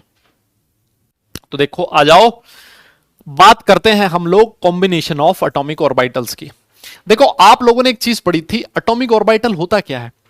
हर एटॉमिक ऑर्बिटल के लिए एक वेव फंक्शन डिफाइन होता है। याद है आप लोगों को वेव फंक्शन, जिसको आप साई कहते थे। यस, तो आपका जो एटॉमिक ऑर्बिटल है वो कुछ और ना होके एक 3D वेव ही होता है ना, 3 डायमेंशनल वेव होता है जिसके कुछ कोऑर्डिनेट्स होते हैं, और वो आपस में हर जो आपका एटॉमिक ऑर्बिटल है वो आपको कुछ अलग तरीके की वेव देगा, उसके कोऑर्डिनेट्स आपको अलग अलग मिलेंगे इलेक्ट्रॉन के।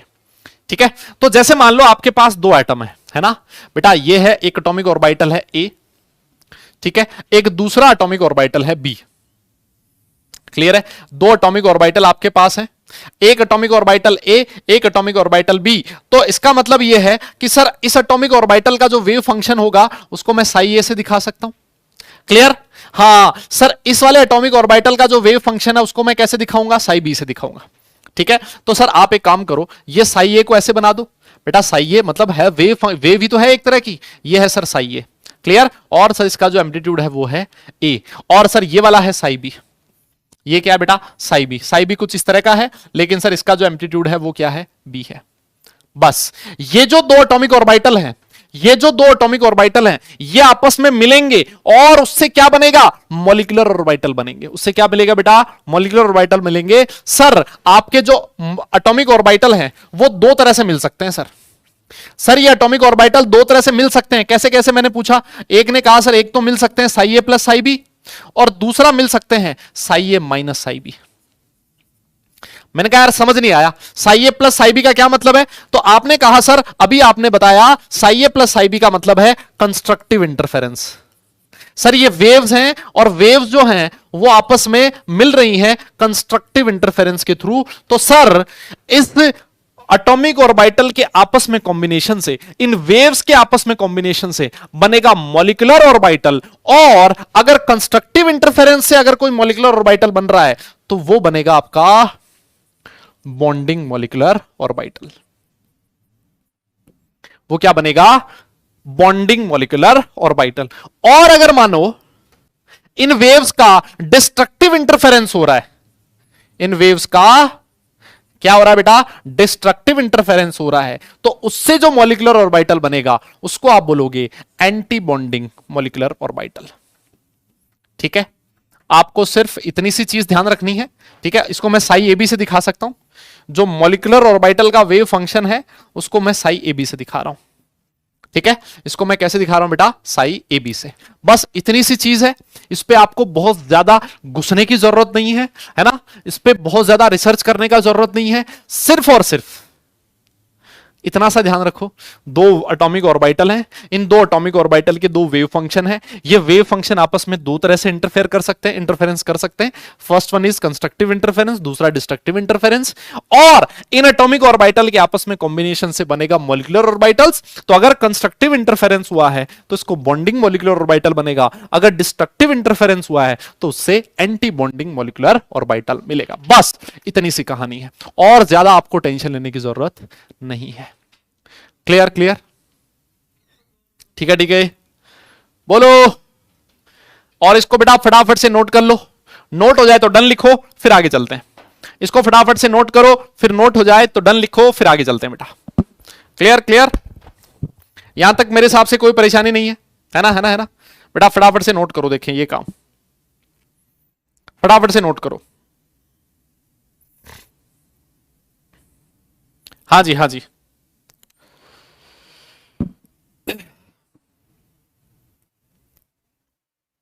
डन हो गया। क्या बात देख रहे हो, मैं बोल रहा था ना भाई तुम्हारी क्या स्पीड है, मतलब लिखते तो तुम एकदम जबरदस्त तरीके से हो। बहुत बढ़िया सर। अब देखो बात यह आती है कि सर क्या इन एटॉमिक ऑर्बिटल्स को अगर आपस में कंबाइन होना है ना, अगर मान लो दो एटॉमिक ऑर्बिटल आपस में कंबाइन होना चाहते हैं तो क्या कुछ कंडीशंस भी होनी चाहिए क्या? बिल्कुल होनी चाहिए।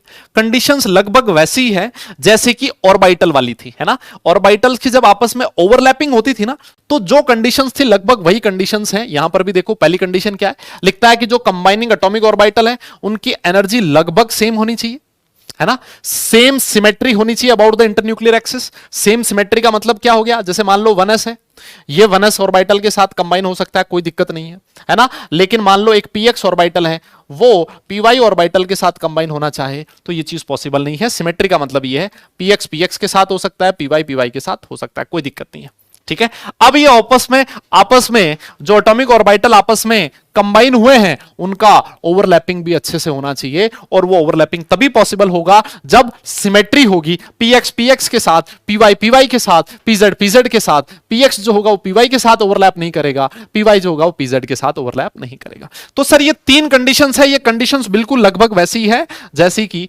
ओवरलैपिंग ऑफ एटॉमिक ऑर्बिटल्स वाली हुआ करती थी, ठीक है। चलिए फिर इसको नोट कर लीजिए, फिर हम लोग आगे चलते हैं। यस यस यस, नोट करो बेटा, नोट करो नोट करो। हाँ, अबे MICS के ओ ज्ञानी, MICS के 1 साल बाद आएगा, अभी पढ़ ले। हाँ, MICS के गया तेरा, अभी वो 1 साल बाद आएगा वापस, अभी ये पढ़ ले, है ना। तब तक तेरा जेई का एग्जाम भी हो जाएगा फर्स्ट अटेम्प्ट, तो ये पढ़ ले, नहीं तो बस वहां पर भी कोई फायदा नहीं होने वाला, नहीं तो वो MICS की टिकट बेचता फिरेगा फिर। हाँ हाँ, ठीक है सर। कुछ लोग नहीं लिखते हैं फिर भी डन लिखते हैं, मुझे पता है भाई, ये चीज तो मुझे पता ही है। ये तुम नहीं क्या बता रहे हो, हैं? कह रहा है कुछ लोग नहीं लिखते हैं फिर भी डन लिख देते हैं, ये तो मुझे पता है ना। इसी वजह से मैं सफिशिएंट टाइम देता हूं, मुझे पता है कि ये चीज कितने टाइम में लिखी जा सकती है ना, इतना टाइम में दे देता हूं। तो तुम चिंता मत करो कोई क्या बोल रहा है कैसे बोल रहा है ना। हाँ, और जितना टाइम देना है मुझे उतना ही दूंगा मैं।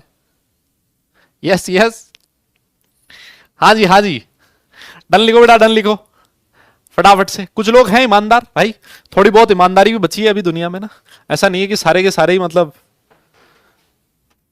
कुछ ईमानदार लोग भी हैं इस दुनिया में, आप लोगों में से भी होंगे। और वो ईमानदारी यहीं से सीखता है बंदा, है ना, यहीं से सीखता है बंदा। यहीं से झूठ बोलना सीखेगा ना तो फिर उसको झूठ बोलना मतलब लगने लगेगा ठीक है रे यार, बोल दिया तो क्या दिक्कत है ना। और कुछ लोग ऐसे होते हैं बेटा जो झूठ बोलते हैं ना, उनको अंदर से दुख होता है ना, उनको क्या होता है, अंदर से दुख होता है, ठीक है।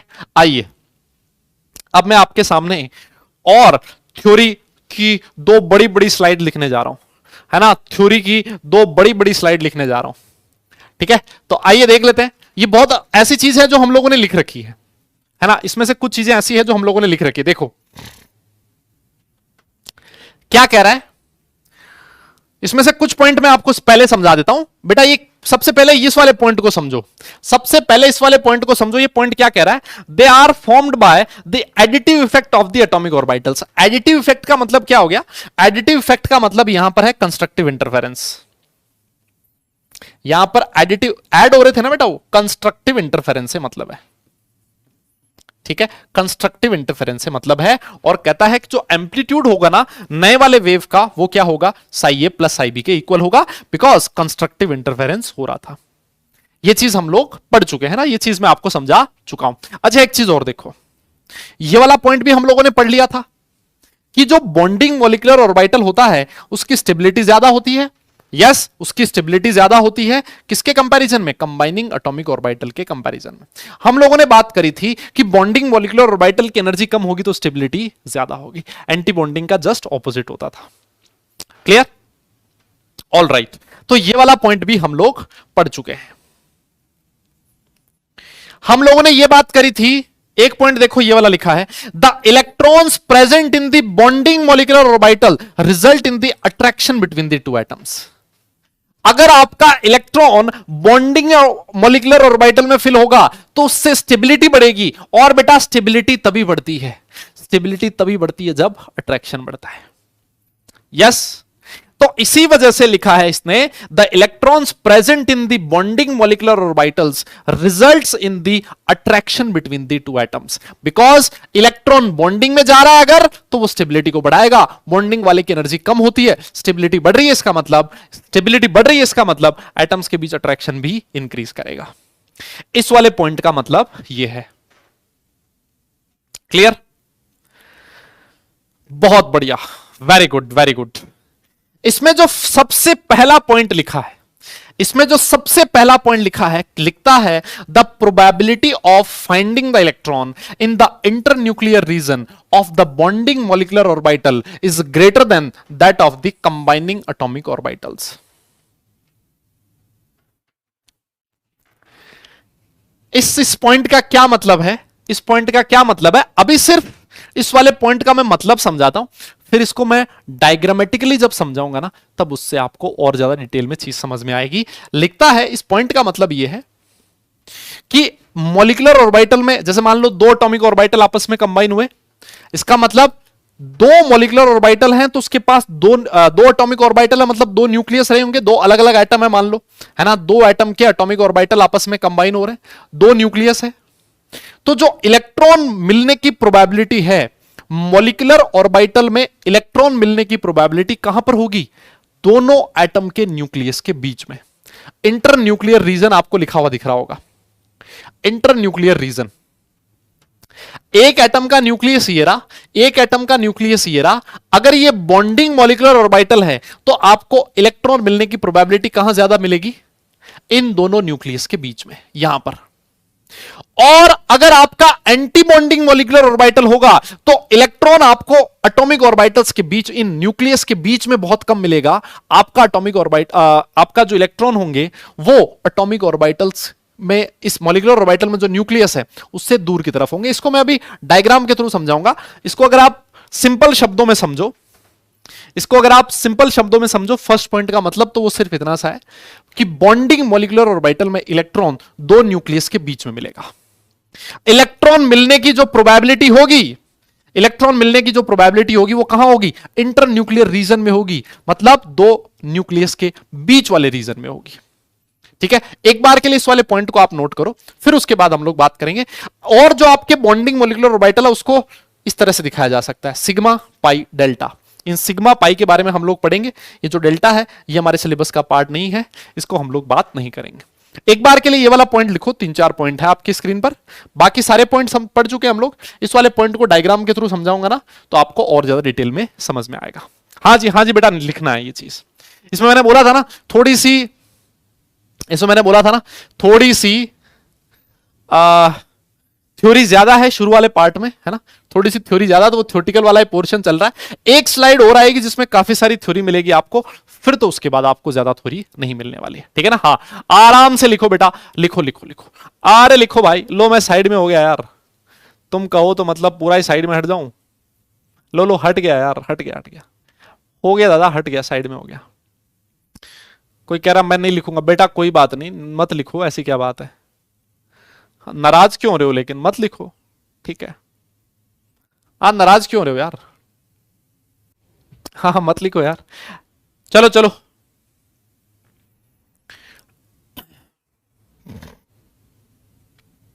हाँ जी, नोट कीजिए नोट कीजिए, काफी थ्योरी है बेटा। और जो एंटी बॉन्डिंग वाला होगा ना, वो जस्ट इसका ऑपोजिट होगा, है ना। एंटी बॉन्डिंग वाला जो होगा ना, वो इसका जस्ट ऑपोजिट होगा। एंटी बॉन्डिंग वाले में बिल्कुल जस्ट ऑपोजिट होगा।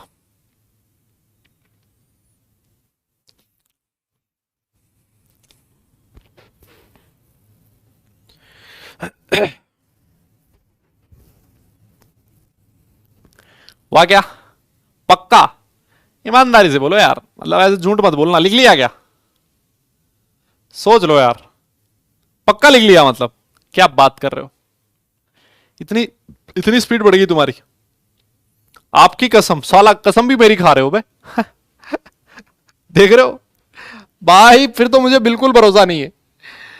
कह रहा सर आपकी कसम लिख लिया। ना भाई मेरी कसम मत खा यार, लिख लिया तो अच्छी बात है मतलब, लेकिन मेरी कसम मत खा बस। हाँ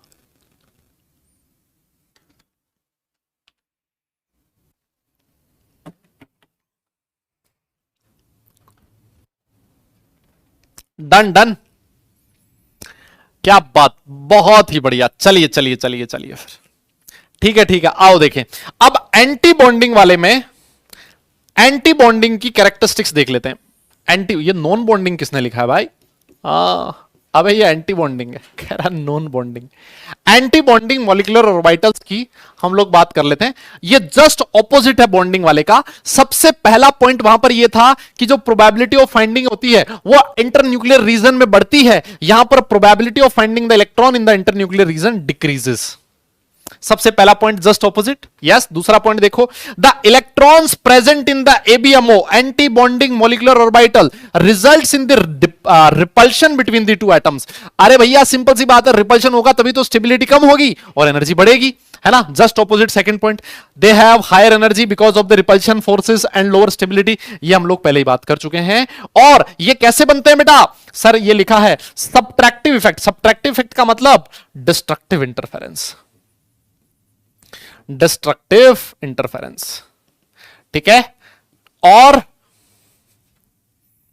क्या, जो नया वेव बनेगा उसका जो एम्पलीट्यूड होगा वो कितना होगा? साई ए माइनस साई बी होगा, ठीक है। और सबसे लास्ट में इनका रिप्रेजेंटेशन में इनमें स्टार लग जाता है, sigma star, pi star, delta star. जैसे अगर मान लो ऐसे लिखा है ना सिर्फ सिग्मा, इसका मतलब ये है बॉन्डिंग मॉलिक्यूलर ऑर्बिटल। और मान लो कहीं पर ऐसा लिखा है सिग्मा स्टार 1s, इसका मतलब ये है anti bonding molecular orbital. Sigma star किसकी पहचान है? स्टार अगर लग जाए कहीं पर भी, यस, स्टार अगर लग जाए तो वो क्या होता है? एंटी बॉन्डिंग मॉलिक्यूलर ऑर्बिटल होता है। जस्ट ऑपोजिट है, जस्ट ऑपोजिट है। नोट कर लो इसको, फिर उसके बाद आगे चलेंगे। नोट कर लो इसको, फिर उसके बाद आगे चलेंगे। यस यस यस, हाँ जी नोट कर लो। सैलरी बढ़ाएं उसकी, ठीक है बढ़ाएंगे भाई, सैलरी बढ़ाएंगे। हाँ इसको नोट कर लो, नोट हो जाए तो डन लिख देना, आगे चलेंगे फिर।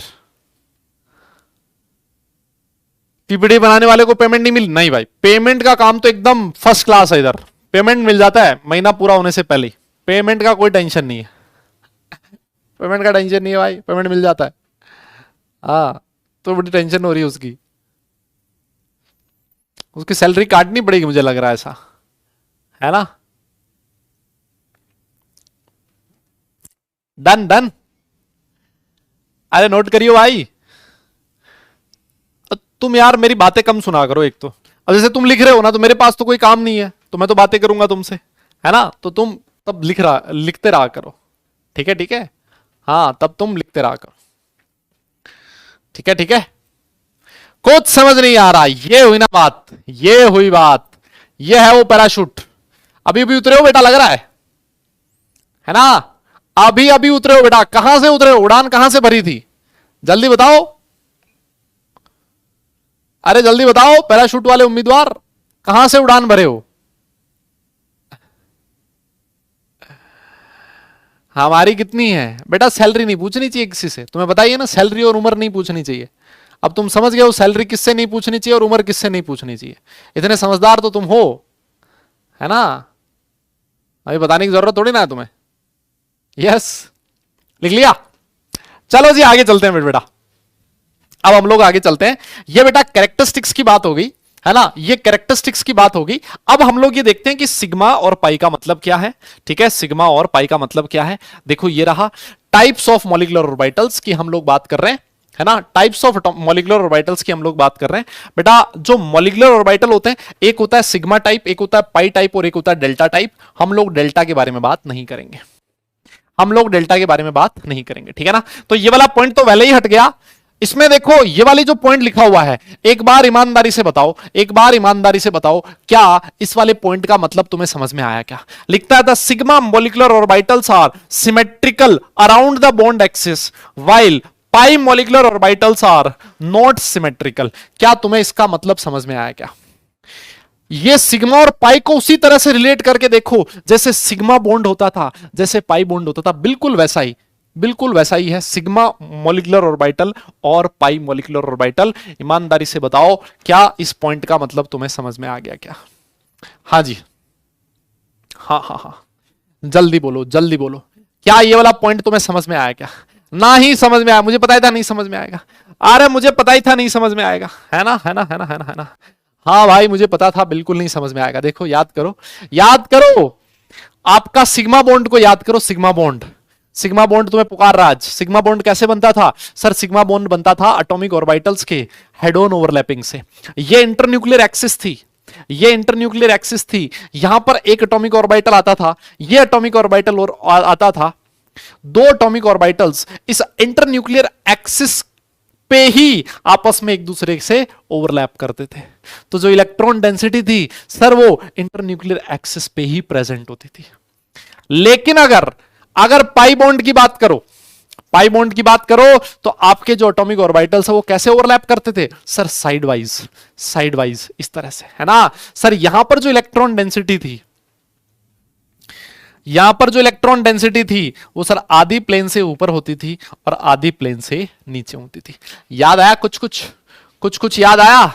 यस। तो यही मतलब है कि जो सिग्मा मॉलिक्यूलर ऑर्बिटल होता है, जो सिग्मा बॉन्ड बनता था उसमें जो इलेक्ट्रॉन डेंसिटी थी वो इंटरन्यूक्लियर एक्सिस पे प्रेजेंट होती थी, और पाई जो बॉन्ड बनता था उसमें इलेक्ट्रॉन डेंसिटी इंटरन्यूक्लियर एक्सिस पे ना मिलके इंटरन्यूक्लियस के एक्सिस के परपेंडिकुलर डायरेक्शन में मिलती थी।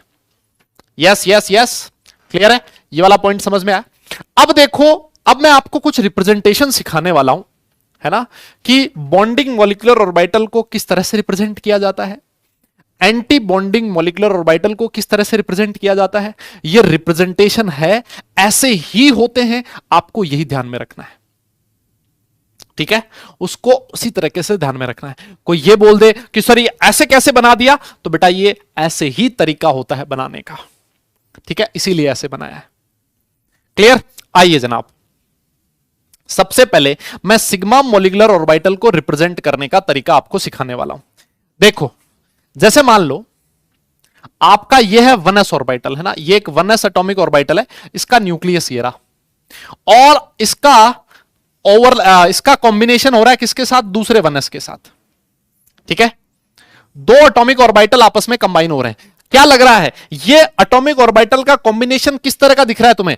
कंस्ट्रक्टिव की डिस्ट्रक्टिव? कैसा लग रहा है सर? ये ऐसा लग रहा है साई ए प्लस साई बी जैसा, और साई ए प्लस साई बी से तो बनता है sir constructive overlapping, constructive interference, और उससे बनेगा बॉन्डिंग मॉलिक्यूलर ऑर्बिटल, ठीक है? अब इस बॉन्डिंग मॉलिक्यूलर ऑर्बिटल को किस तरह से दिखाया जाता है? देखो, इस तरह से दिखाया जाता है।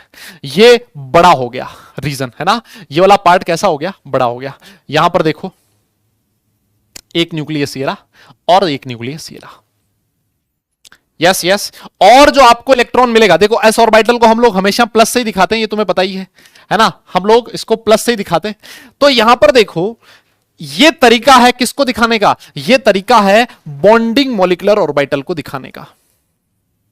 और क्योंकि एस एस एस ऑर्बिटल, याद करो, एस ऑर्बिटल हमेशा सिग्मा बॉन्ड बनाता था, तो यहां पर S orbital sigma molecular orbital बनाएगा, और उसको इस तरह से दिखाया जाएगा sigma 1s। Sigma head on overlapping, है ना, उससे रिलेट कर सकते हो, और दो 1s ऑर्बिटल आपस में ओवरलैप कर रहे हैं, इसलिए इसको लिखा है सिग्मा 1s। और ये कौन सा है? Bonding molecular orbital. अब ऐसा भी हो सकता था, ऐसा भी हो सकता था कि सर ये जो दो 1s ऑर्बिटल हैं इनका डिस्ट्रक्टिव इंटरफेरेंस होता। मैंने कहा भाई बिल्कुल हो सकता था। ये देखो, ये डिस्ट्रक्टिव इंटरफेरेंस है, माइनस लिख दिया, साई ए माइनस साई बी, तो उससे क्या बनेगा? उससे बनेगा सर कौन सा? Anti bonding molecular orbital. अब उसको रिप्रेजेंट करने का तरीका क्या है? उसको रिप्रेजेंट इस तरह से किया जाता है, ये न्यूक्लियस एक एटम का और ये रहा न्यूक्लियस दूसरे का, ठीक है? ये है बेटा एंटी बॉन्डिंग मॉलिक्यूलर ऑर्बिटल, और इस एंटी बॉन्डिंग मॉलिक्यूलर ऑर्बिटल को दिखाया जाएगा सिग्मा स्टार 1s से। डिफरेंस तुम्हें समझ में आया बेटा? तुम्हें डिफरेंस समझ में आया क्या? दो एटॉमिक ऑर्बिटल है 1s ऑर्बिटल ही, एक बार इन्होंने प्लस कंस्ट्रक्टिव ओवरलैप किया तो उससे बॉन्डिंग मॉलिक्यूलर ऑर्बिटल बन गया, एक बार डिस्ट्रक्टिव इंटरफेरेंस किया तो उससे क्या बना, एंटी बॉन्डिंग मॉलिक्यूलर ऑर्बिटल बन गया। यह तरीका है इनका रिप्रेजेंटेशन का, इसी रिप्रेजेंटेशन से दिखाया जाता है। आपको यही चीज ध्यान में रखनी है ना। कोई ये कह दे साहब शेप ऐसी क्यों हो गई, कोई दूसरी क्यों नहीं हो गई, ये रिप्रेजेंटेशन है, हमें इसी तरीके से ध्यान में रखना पड़ेगा। क्लियर है क्या मेरी बात, समझ में आ रही है। और देखो स्टार लगा इसका मतलब क्या हो गया, ये एंटी बॉन्डिंग हो गया, स्टार लगा इसका मतलब एंटी बॉन्डिंग हो गया। क्लियर है, समझ में आया, अरे बोलो बोलो दादा। अच्छा एक चीज और देखो, यहां पर देखो, यह है एक एटम का न्यूक्लियस, यह है दूसरे एटम का न्यूक्लियस, दिख रहा है आपको। एटम के न्यूक्लियस के बीच में जो इलेक्ट्रॉन डेंसिटी है वो बहुत ही कम है। ये जो आपके सामने लाइन दिख रही है ना, ये वो लाइन है जहां पर इलेक्ट्रॉन आपको नहीं मिलेगा। और मुझे एक बात बताइए, एक ऐसा रीजन जहां पर इलेक्ट्रॉन मिलने की प्रोबेबिलिटी 0 हो, बेटा क्या आप उस रीजन को नोडल प्लेन कहते हो क्या आप उसको नोड कहते हो क्या, जल्दी से बोलिए, क्या आप उसको नोड कहते हो क्या। तो बेटा ये जो रीजन है, ये वाला रीजन ऐसे दोनों के बीच में, यहां पर आपको कोई इलेक्ट्रॉन नहीं मिलेगा, तो ये है नोड। क्लियर है, मेरी बात तुम्हें समझ में आ रही है। यस यस यस दादा बोलो, इसको बोला जाएगा नोड। तो यहां पर maximum electron density bonding molecular orbital में, मैक्सिमम इलेक्ट्रॉन डेंसिटी देखो न्यूक्लियस के बीच में है, ये मैक्सिमम इलेक्ट्रॉन डेंसिटी न्यूक्लियस के बीच में है। और यहां पर एंटी बॉन्डिंग मॉलिक्यूलर ऑर्बिटल में इलेक्ट्रॉन डेंसिटी न्यूक्लियस के बीच में बहुत कम है। तो यही हमने सबसे पहला पॉइंट लिखा था बॉन्डिंग और एंटी बॉन्डिंग में, सबसे पहला पॉइंट यही था कि बॉन्डिंग में इलेक्ट्रॉन डेंसिटी इंटरन्यूक्लियर रीजन में बढ़ती है, एंटी बॉन्डिंग में इलेक्ट्रॉन डेंसिटी इंटरन्यूक्लियर रीजन में डिक्रीज करती है। क्या तुम्हें मेरी बात समझ में आ गई। यस यस यस, क्लियर है बेटा, क्लियर है, यस यस यस, बहुत बढ़िया बेटा, बहुत बढ़िया। अब देखो एक और एग्जांपल देता हूं, इसी का सिग्मा का ही है ना, सिग्मा का एक और एग्जांपल लेते हैं। देखो जैसे मान लो एक एटॉमिक ऑर्बिटल है आपके सामने, ये रहा, ये है बेटा 2pz, प्लस था ये माइनस है ना, प्लस के साथ ये माइनस है, ये कौन सा है बेटा 2pz है ना, और इसके साथ एक और दूसरा 2pz ओवरलैप कर रहा है। देख रहे हो आप लोग, 2pz ये दोनों आपस में मिल रहे हैं। तो देखो बेटा, ये साई ए प्लस साई बी जैसा लिख रहा है, कंस्ट्रक्टिव इंटरफेरेंस हो रहा है, कंस्ट्रक्टिव इंटरफेरेंस से बनेगा बॉन्डिंग मॉलिक्यूलर ऑर्बिटल। तो देखो इसका प्लस इसके साथ प्लस के साथ मिलके बड़ा प्लस बना देगा, है ना। ये देखो ये हेड ऑन ओवरलैपिंग जैसा हो रहा है ना, तो इसका मतलब ये है बेटा सिग्मा मॉलिक्यूलर ऑर्बिटल, और इसको दिखाया जाएगा सिग्मा 2pz से। क्लियर, इसको कैसे दिखाया जाएगा, सिग्मा 2pz से। अब अगर मान लो ऐसा होता कि सर कंस्ट्रक्टिव इंटरफेरेंस नहीं हो रहा, सर इनका तो डिस्ट्रक्टिव इंटरफेरेंस हो रहा है। कौन सा हो रहा है बेटा, डिस्ट्रक्टिव इंटरफेरेंस हो रहा है। देख लो, ये देखो साई ए माइनस साई बी हो गया, तो इससे बनेगा क्या, बोलो बोलो, इससे बनेगा एंटी बॉन्डिंग मॉलिक्यूलर ऑर्बिटल। अब उसको कैसे रिप्रेजेंट किया जाता है, ये बेटा बॉन्डिंग मॉलिक्यूलर ऑर्बिटल, उसका रिप्रेजेंटेशन का तरीका समझ लो, है ना, उसका रिप्रेजेंटेशन का तरीका समझ लो बेटा। ये नेगेटिव वाला लोब छोटा हो गया, है ना, और इधर पॉजिटिव वाला लोब छोटा हो गया। ये है बेटा कौन सा तरीका, this is anti bonding molecular orbital, जिसको दिखाया जाता है सिग्मा स्टार 2pz से। अब ये रिप्रेजेंटेशन है, इसी तरीके से आपको ध्यान में रखना पड़ेगा। इन दोनों के बीच में इलेक्ट्रॉन डेंसिटी 0 है, इसको आप क्या बोल सकते हो, नोड बोल सकते हो। मेरी बात तुम्हें समझ में आ गई। Yes yes yes. और एक चीज मुझे और बताओ, अगर मान लो क्वेश्चन में कभी भी इंटरन्यूक्लियर एक्सिस नहीं दे रखा, दादा जल्दी बताओ, अगर कहीं पर भी इंटरन्यूक्लियर एक्सिस नहीं दे रखा तो कौन सी मानोगे, एक्स वाई जेड में से कौन सी इंटरन्यूक्लियर एक्सिस मानोगे, जल्दी बोलो जल्दी बोलो, एक्स वाई जेड में से कौन सी इंटरन्यूक्लियर एक्सिस मानोगे, जल्दी बताओ बेटा जल्दी बताओ, हाँ हाँ हाँ हाँ जल्दी बोलो बे, कौन सी मानोगे, जेड मानोगे, वेरी गुड बेटा, है ना। तो 2pz बनाएगा सिग्मा, 2pz बनाएगा सिग्मा, बिकॉज इंटरन्यूक्लियर एक्सिस कौन सी मान रखी है हमने, जेड मान रखी है। अगर इंटरन्यूक्लियर एक्सिस एक्स होती तो 2px से सिग्मा बनता।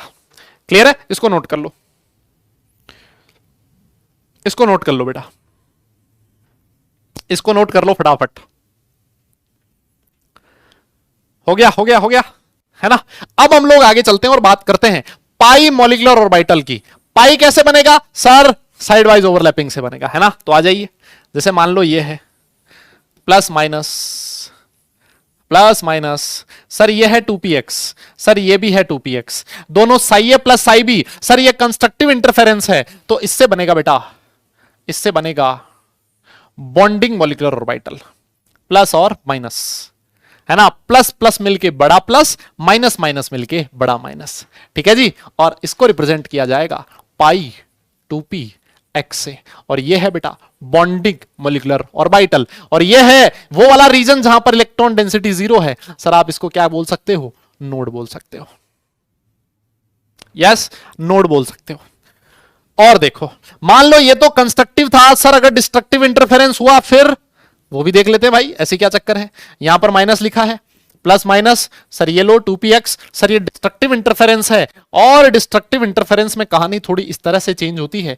देखियो जनाब, देखियो जनाब, इस तरह से कहानी चेंज होगी। किस तरह से? इस तरह से, है ना बेटा। ये रिप्रेजेंटेशन है, मैं आपको फिर बोल रहा हूं, ये रिप्रेजेंटेशन है, इसी तरीके से किया जाता है, हमें याद ही रखना पड़ेगा, ठीक है। हमें याद ही रखना पड़ेगा। ये है बेटा पाई स्टार 2px, ये है पाई स्टार 2px। और एक चीज यहां पर और नोट कर लो, एक चीज और नोट कर लो, यहां पर ये वाला भी नोड है और ये वाला भी नोड है। सर यहां पर दो दो नोडल प्लेन प्रेजेंट है। कितने हैं? दो दो नोडल प्लेन। एक देख रहे हो ये वाला प्लेन और एक ये वाला प्लेन, दोनों में इलेक्ट्रॉन डेंसिटी 0 है, तो इसमें दो नोडल प्लेन प्रेजेंट है। क्लियर है? तो ये इस तरह से रिप्रेजेंटेशन है, आपके एनसीईआरटी में बनाया हुआ है, आपको इसी तरीके से ध्यान रखना है, और कोई इलाज इसका नहीं है, ठीक है। ये ऐसा ही क्यों हुआ, क्या हुआ, इसके पीछे हमें समझने की कोई जरूरत नहीं है। क्लियर क्लियर, ठीक है ठीक है ठीक है दादा, ऑल राइट। अच्छा एक चीज देखो, हमेशा एक चीज ध्यान रखो कि जो बॉन्डिंग मॉलिक्यूलर ऑर्बिटल है, बॉन्डिंग मॉलिक्यूलर ऑर्बिटल, उसमें नोड हो भी सकता है, हो भी सकता है और नहीं भी, है ना है ना है ना है ना। बॉन्डिंग मॉलिक्यूलर ऑर्बिटल में नोड हो भी सकता है और नहीं भी, लेकिन लेकिन लेकिन जो आपका एंटी बॉन्डिंग मॉलिक्यूलर ऑर्बिटल होगा उसमें नोड होगा हमेशा, ठीक है, उसमें हमेशा नोड होगा बेटा, इस बात को याद रखो। जैसे जैसे यहां देखो बेटा, ये वाला बॉन्डिंग मॉलिक्यूलर ऑर्बिटल था, कोई नोड नहीं है, एंटी बॉन्डिंग में नोड है। यहां पर बॉन्डिंग में कोई नोड नहीं है, एंटी बॉन्डिंग में नोड है। यहां पर बॉन्डिंग में भी नोड है और एंटी बॉन्डिंग में भी नोड है। तो मतलब यह हो गया कि बॉन्डिंग में नोड हो भी सकता है, नहीं भी, लेकिन एंटी बॉन्डिंग में हमेशा नोड होगा, इस बात को याद रखना है। इसके अलावा जो बाकी रिप्रेजेंटेशंस हैं वो हमें नहीं देखने हैं, डी प्लस डी का नहीं देखना, एस प्लस पी का नहीं देखना, उसके बारे में बात करने की कोई जरूरत नहीं है। क्लियर क्लियर क्लियर, ये बहुत ही आसान सी चीज है। एक बार इसको अगर आपने नोट कर लिया तो फटाफट से थम्स अप कर दो, डन लिख दो, फिर आगे चलते हैं बेटा। अब इस टॉपिक को आगे बढ़ाते हैं, है ना। रैंक रैंक के चल रहा है आज वाला टॉपिक, क्योंकि आज थ्योरी बहुत ज्यादा है, कॉन्सेप्ट काफी। यस यस, नोट कर लो बेटा, नोट कर लो, और अगर हो जाए तो डन लिखना, फिर चलेंगे आगे। बेटा डी वाले देखने की जरूरत नहीं है यार, मैंने बोल दिया ना, नहीं जरूरत है मतलब मेरी बात पे विश्वास कर लो ना यार। हाँ डन डन डन डन, क्या बात क्या बात। अब हम लोग बात करने वाले हैं, अब हम लोग बात करने वाले हैं किसकी? यस यस यस यस, अब हम लोग बात करने वाले हैं बेटा energy level diagram, energy level diagrams की। और यूं मानो अगर आपने ये वाली चीज समझ ली ना, एनर्जी लेवल डायग्राम अगर तुमने समझ लिया, बस इसी पे क्वेश्चंस आते हैं, इसी पे क्वेश्चंस आते हैं। यही सबसे इंपॉर्टेंट चीज है, यही सबसे इंपॉर्टेंट चीज है बेटा, एनर्जी लेवल डायग्राम के बारे में पढ़ना। अगर ये चीज तुमने अच्छे से समझ ली तो फिर यूं मानो कि आप लोगों की नैया पार हो गई है ना, आप लोगों की नैया पार हो जाएगी, ये अपनी गारंटी है। यही सबसे इंपॉर्टेंट चीज है बेटा इस पूरे टॉपिक में, एनर्जी लेवल डायग्राम। सर ये एनर्जी लेवल डायग्राम किसका है? ये है बेटा मॉलिक्यूलर ऑर्बिटल्स की एनर्जी का। ये किसका है बेटा? मॉलिक्यूलर ऑर्बिटल्स की एनर्जी का। हमें एटॉमिक ऑर्बिटल्स की एनर्जी पता होती है पहले से, है ना, उसका तो आपको सीक्वेंस पटाया हुआ है। N+L रूल से हम लोग एटॉमिक ऑर्बिटल की एनर्जी निकालते थे, अब हम लोग एनर्जी लेवल डायग्राम बना रहे हैं किसके लिए, मॉलिक्यूलर ऑर्बिटल्स के लिए, ठीक है ना। तो बेटा यहां पर दो केस में लिखने जा रहा हूं, केस 2, केस 1, जब number of electrons in a molecule, number of electrons in a molecule greater than 14। दो अलग अलग केस में हम लोग ये बात करने वाले हैं, ठीक है, दो अलग अलग केस में हम लोग ये बात करने वाले हैं, जब आपके इलेक्ट्रॉन कितने हो, मॉलिक्यूल में जो इलेक्ट्रॉन है बेटा वो 14 से ज्यादा है, और दूसरा केस आएगा जब मॉलिक्यूल में इलेक्ट्रॉन 14 से कम हो। ये दो अलग अलग केस हैं, अच्छे से समझना, देखना, अच्छे से समझना, और बेटा इसको बनाना भी है ना, इसको कॉपी में भी बनाना है, ऑलराइट, इसको कॉपी में बनाना, देखना। सबसे पहले मान लो इधर एनर्जी बढ़ रही है ना, इधर आपका एनर्जी इंक्रीज कर रहा है। सबसे पहले बताइए सबसे कम एनर्जी वाला एटॉमिक ऑर्बिटल कौन सा है, आप बोलोगे सर 1s, यस, सबसे कम एनर्जी वाला एटॉमिक ऑर्बिटल होता है 1s। अब सोचो दो 1s ऑर्बिटल आपस में कंबाइन हो रहे हैं, कितने मॉलिक्यूलर ऑर्बिटल बनेंगे, सर दो मॉलिक्यूलर ऑर्बिटल बनेंगे। एक मॉलिक्यूलर ऑर्बिटल का एनर्जी एटॉमिक ऑर्बिटल की एनर्जी से ज्यादा होगी, यस यस, और बेटा जो दूसरा मॉलिक्यूलर ऑर्बिटल है उसकी एनर्जी एटॉमिक ऑर्बिटल की एनर्जी से कम होगी। जिसकी कम है वो बॉन्डिंग मॉलिक्यूलर ऑर्बिटल है, उसको मैंने सिग्मा 1s लिख दिया। जिसकी ज्यादा है वो एंटी बॉन्डिंग मॉलिक्यूलर ऑर्बिटल है, उसको सिग्मा स्टार 1s लिख दिया। क्लियर है ना। तो सबसे कम एनर्जी वाला मॉलिक्यूलर ऑर्बिटल कौन सा होगा, सिग्मा 1s, उसके बाद सिग्मा स्टार 1s। मेरी बात समझ में आई। अब उसके बाद आगे चलते हैं।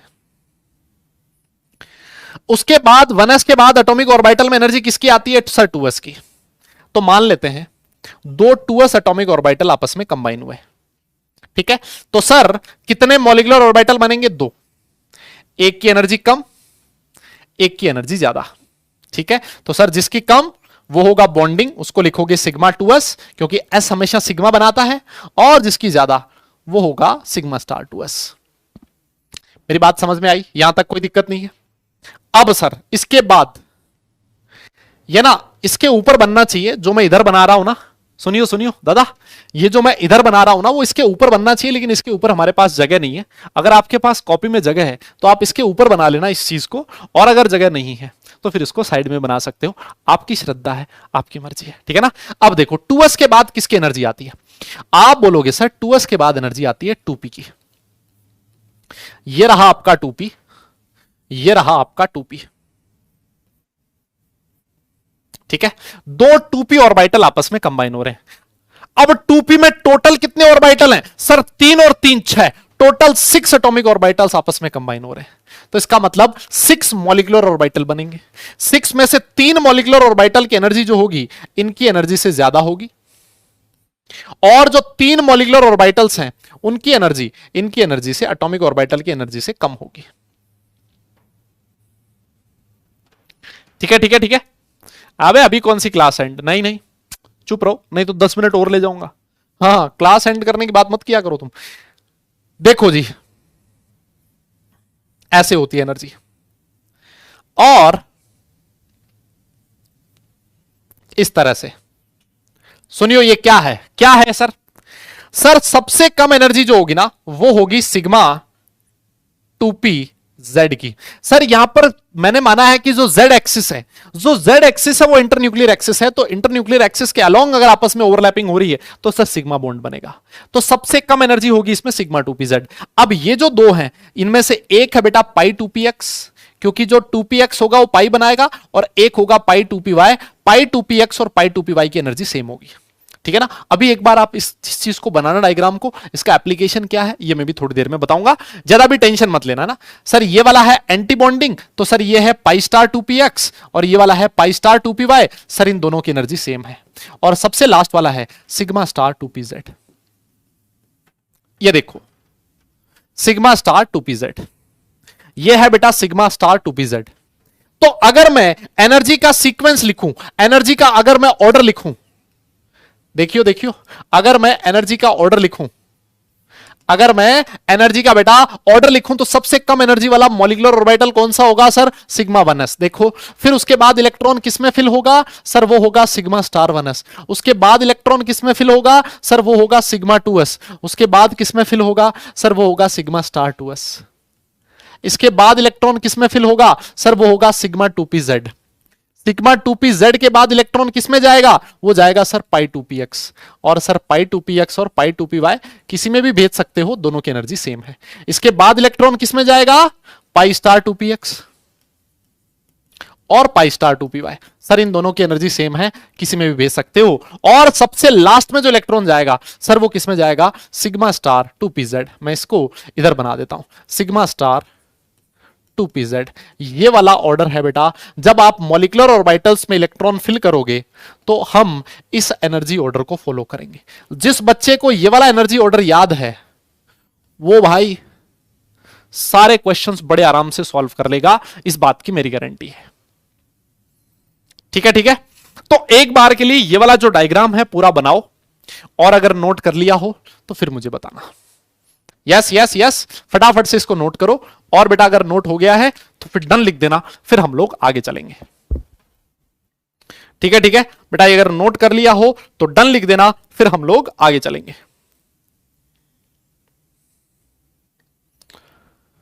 ठीक है, ठीक है।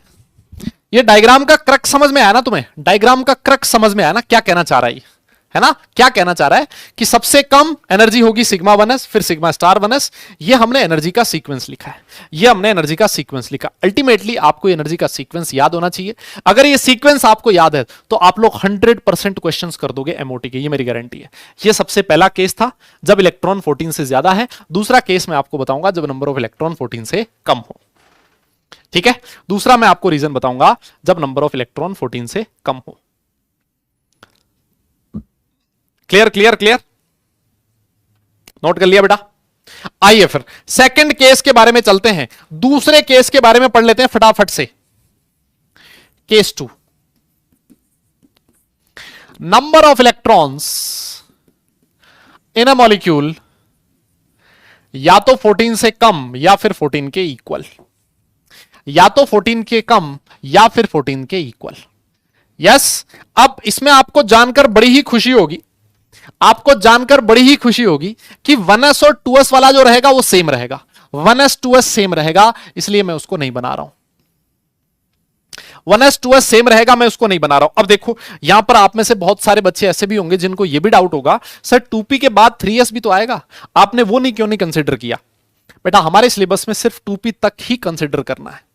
ठीक है, 2p के बाद वाले हमारे सिलेबस का पार्ट नहीं है।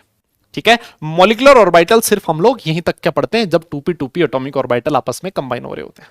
ठीक है, 2p के बाद वाले हम लोग नहीं पढ़ेंगे। देखो 1s 2s सेम, और जो 2p है ना, 2p जब 2p आपस में कंबाइन होंगे ना, उसमें क्या डिफरेंस आएगा मैं सिर्फ इतना सा बता देता हूं आप लोगों को। 2p जब आपस में कंबाइन होंगे तो उसमें देखो ज्यादा डिफरेंस नहीं आता। ये जो ऊपर वाला डिब्बे बनाए थे ना आपने, जो ऊपर वाले डिब्बे बनाए थे वो डिब्बे आज भी सेम रहेंगे। ये सिग्मा स्टार 2pz है, सेम रहेगा।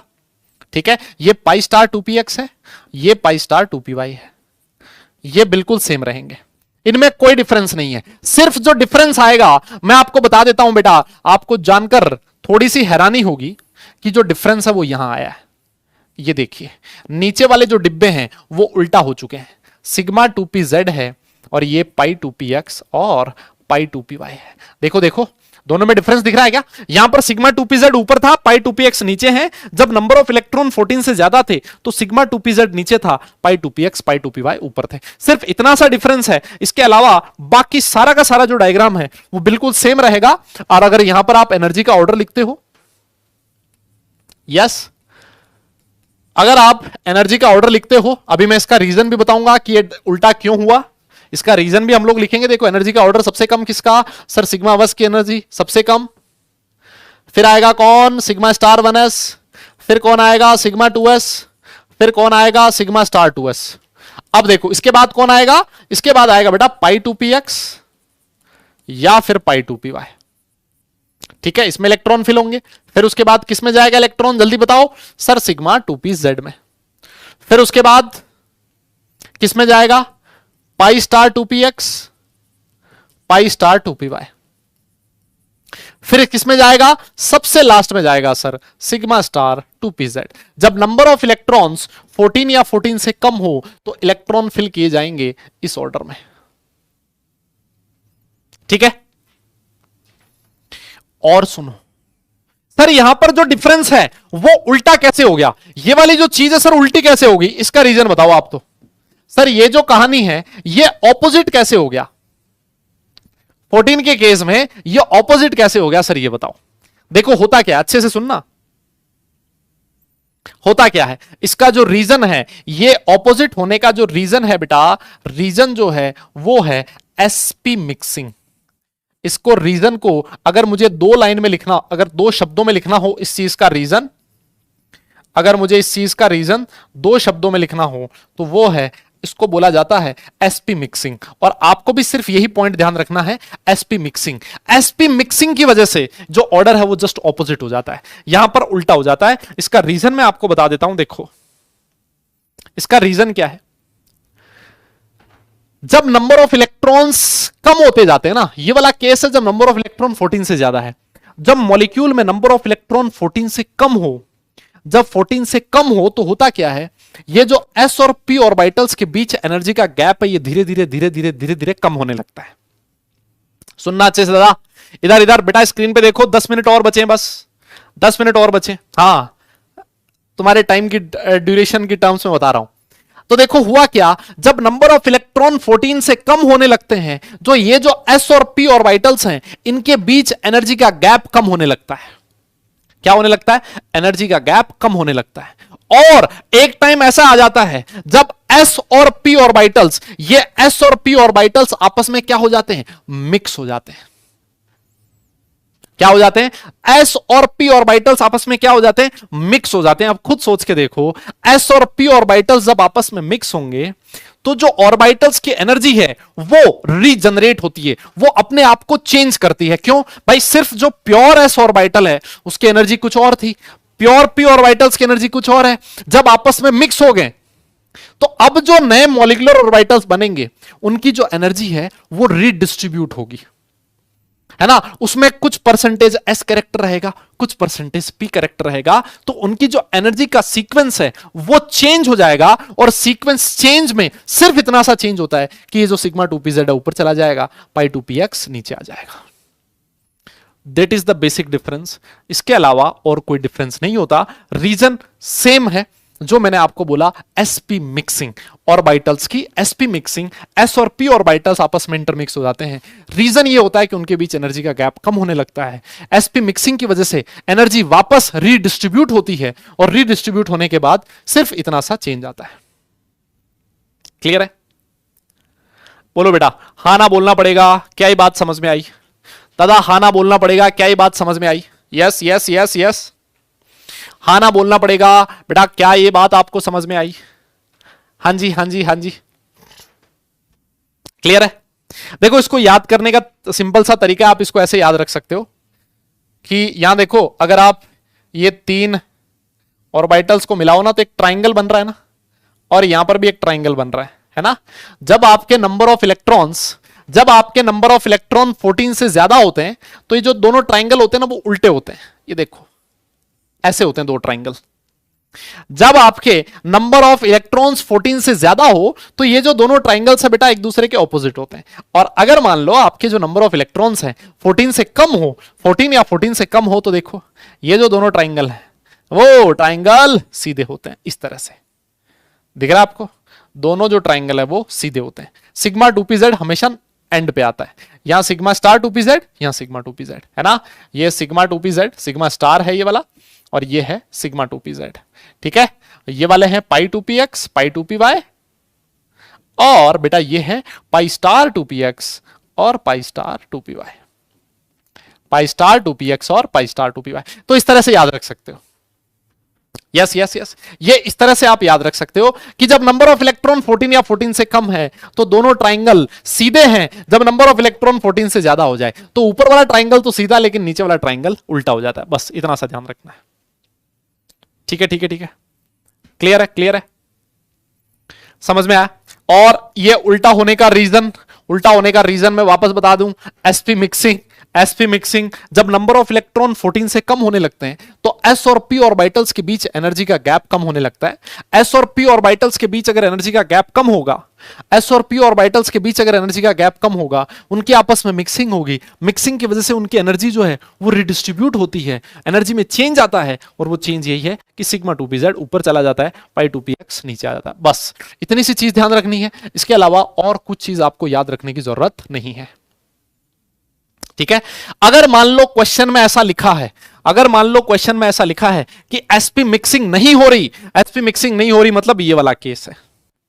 अगर मान लो क्वेश्चन में लिखा है sp मिक्सिंग हो रही है, इसका मतलब ये वाला केस है। sp मिक्सिंग किसके लिए अलाउड होती है? जब नंबर ऑफ इलेक्ट्रॉन 14 या 14 से कम हो। अगर नंबर ऑफ इलेक्ट्रॉन 14 से ज्यादा है तो sp मिक्सिंग नहीं होती, आपको ये वाला केस ध्यान में रखना होता है। ठीक है, ठीक है, बहुत बढ़िया। सर ये जो एनर्जी लेवल डायग्राम है, सर इसकी एप्लीकेशन क्या है, इससे हमें क्या चीज पता लगेगी? मैं बताऊं आपको क्या चीज पता लगेगी। अगर मान लो आपने इलेक्ट्रॉन फिल कर दिए इन बॉन्डिंग और एंटी बॉन्डिंग मॉलिक्यूलर ऑर्बिटल में, तो आपको सबसे पहली चीज पता लगेगी जिसका नाम है बॉन्ड ऑर्डर। सर ये कैसे पता लगेगा? बेटा बॉन्ड ऑर्डर का एक फॉर्मूला होता है NB माइनस Na/2। एक बहुत ही इंपॉर्टेंट फॉर्मूला आप लोगों ने लिखा है, आप किसी भी मॉलिक्यूल का बॉन्ड ऑर्डर निकाल सकते हो इस फॉर्मूले से। सर यहां पर NB क्या है? सर यहां पर NB है number of electrons in bonding molecular orbital. ठीक है, और बेटा Na है number of electrons in anti bonding molecular orbital. ठीक है, आप इससे यह भी बता सकते हो कि कोई मॉलिक्यूल एग्जिस्ट करता है या फिर नहीं करता। कैसे बता सकते हैं? मान लो ए मॉलिक्यूल एग्जिस्ट, कब? अरे दादा एक बात बता, एक मॉलिक्यूल एग्जिस्ट तभी तो करेगा जब उसका बॉन्ड ऑर्डर ग्रेटर देन 0 होगा। भाई बॉन्ड बनना तो चाहिए ना। अगर बॉन्ड ऑर्डर ग्रेटर देन 0 है तभी आपका मॉलिक्यूल एग्जिस्ट करेगा, और बॉन्ड ऑर्डर बेटा ग्रेटर देन 0 तभी आएगा जब NB का वैल्यू Na से ज्यादा होगा। यह बहुत ही इंपॉर्टेंट कंडीशन है। सीधे सीधे जेई में क्वेश्चन पूछे गए हैं, सीधे सीधे जेई में क्वेश्चन पूछे गए हैं कि बताइए कौन सा मॉलिक्यूल एग्जिस्ट करता है और कौन सा मॉलिक्यूल एग्जिस्ट नहीं करता। आपको सिर्फ क्या करना होता है, NB और Na की वैल्यू निकालनी होती है, इस फॉर्मूले में डालना होता है, और आपको क्या मिल जाएगा? मॉलिक्यूल के बारे में पता लग जाएगा, एग्जिस्ट करेगा या फिर नहीं करेगा। ठीक है, ओके। और मॉलिक्यूल एग्जिस्ट कब नहीं करता? A molecule does not exist। कब नहीं करता? सर ये तब नहीं करता जब bond order less than equals to 0 हो, है ना, और आपका जो NB है वो या तो Na के बराबर हो जाए या फिर उससे कम, है ना। हालांकि ये वाला केस तो पॉसिबल नहीं है, बट स्टिल आप ये चीज ध्यान में रख सकते हो। मॉलिक्यूल एग्जिस्ट तभी करेगा, मॉलिक्यूल एग्जिस्ट तभी करेगा जब जब जब आपका bond order less then greater than 0 हो, तब मॉलिक्यूल एग्जिस्ट करेगा, लेस देन 0 तो एग्जिस्ट नहीं करेगा। क्लियर है? बहुत बढ़िया। अच्छा देखो, एक चीज इसमें और भी है इंपॉर्टेंट, आप ये भी बता सकते हो कि कौन सा मॉलिक्यूल पैरामैग्नेटिक है और कौन सा मॉलिक्यूल डायमैग्नेटिक है। सर ये कैसे बता दें? देखो पैरामैग्नेटिक क्या होता है, आप लोगों को मैंने लास्ट क्लास में लिखवाया था ना बेटा। पैरामैग्नेटिक वो होते हैं जो वीकली अट्रैक्टेड होते हैं मैग्नेटिक फील्ड के, weekly attracted by the magnetic field. इनकी पहचान क्या है पैरामैग्नेटिक की? जल्दी बोलो, पैरामैग्नेटिक की पहचान क्या है बेटा? अरे जल्दी बोलो। इनके पास अनपेयर्ड इलेक्ट्रॉन होता था या नहीं होता था? जल्दी बताओ, होता था या नहीं होता था? आप बोलोगे सर पैरामैग्नेटिक के पास एटलीस्ट 1 अनपेयर्ड इलेक्ट्रॉन होना जरूरी है, 1 अनपेयर्ड इलेक्ट्रॉन होना जरूरी है। ठीक है, ठीक है, यस यस यस। और आप लोगों को यह भी बताया गया था कि जो डायमैग्नेटिक सब्सटेंसेस होते हैं, कौन से? डायमैग्नेटिक, है ना बेटा। जो डायमैग्नेटिक सब्सटेंसेस होते हैं वो मैग्नेटिक फील्ड क्या करता है? उनको रिपेल करता है। Yes yes, repelled by the magnetic field. बेटा ये थोड़ी सी छोटी थ्योरेटिकल पार्ट है, मैं चाह रहा हूं इसको अभी खत्म कर दूं ताकि अगली क्लास में हम लोग बढ़िया ढंग से इस पे क्वेश्चंस कर सकें, है ना। और no unpaired electron is present. इनके पास क्या होता है? कोई अनपेयर्ड इलेक्ट्रॉन प्रेजेंट नहीं होता। ठीक है, इनके पास कोई अनपेड इलेक्ट्रॉन प्रेजेंट नहीं होता। ठीक है ना, तो एटलीस्ट वन अनपेड इलेक्ट्रॉन है तो पैरामैग्नेटिक, नहीं है तो डायमैग्नेटिक। क्लियर, बहुत बढ़िया। अच्छा, एक और फॉर्मूला होता है सर, याद है? कोई मुझे बता सकता है magnetic moment, spin magnetic moment का फॉर्मूला क्या होता है? कोई बताएगा? अरे ये फॉर्मूला पढ़ के आए हो तुम, कौन से चैप्टर में? स्पिन मैग्नेटिक मोमेंट का फॉर्मूला सर हम लोगों ने पढ़ा है कहां पर? सर हमने पढ़ा है स्ट्रक्चर ऑफ एटम में। कोई मुझे फॉर्मूला बता सकता है? यस यस यस, कोई फॉर्मूला बता सकता है क्या? Sir spin magnetic molecular spin magnetic moment का फॉर्मूला होता है under root n into n plus two Bohr magneton, BM. ये बीएम बैच मैनेजर नहीं है बे, ओ दादा, ये बीएम बैच मैनेजर नहीं है, ये बोर मैग्नेटॉन है, यूनिट होता था। और यहां पर जो आपने n लिखा है, n क्या होता है? Number of unpaid electrons. n क्या होता है? Number of unpaid electrons. क्या बात, बहुत बढ़िया बेटा, number of unpaid electrons under root n into n plus two Bohr magneton, और यहां पर n होता है नंबर ऑफ अनपेयर्ड इलेक्ट्रॉन्स। ठीक है ठीक है ठीक है ठीक है ठीक है ठीक है, बहुत बढ़िया। अब देखो, जाते जाते बस 2 मिनट में आप लोगों की और लूंगा, हल्का सा इसके बारे में मैं आपको बता देता हूं, या चलो फिर अगली क्लास में बताएं, अगली क्लास में बताएंगे फिर, है ना, अगली क्लास में बताएंगे। इतना ही बताते हैं आज इतना ही बता देते हैं। Under root n into n plus two, बेटा ये वाला चीज ध्यान रखो। इसके अलावा इसको नोट कर लो फटाफट से, यस यस यस, इसको नोट कर लो, फिर आगे चलेंगे।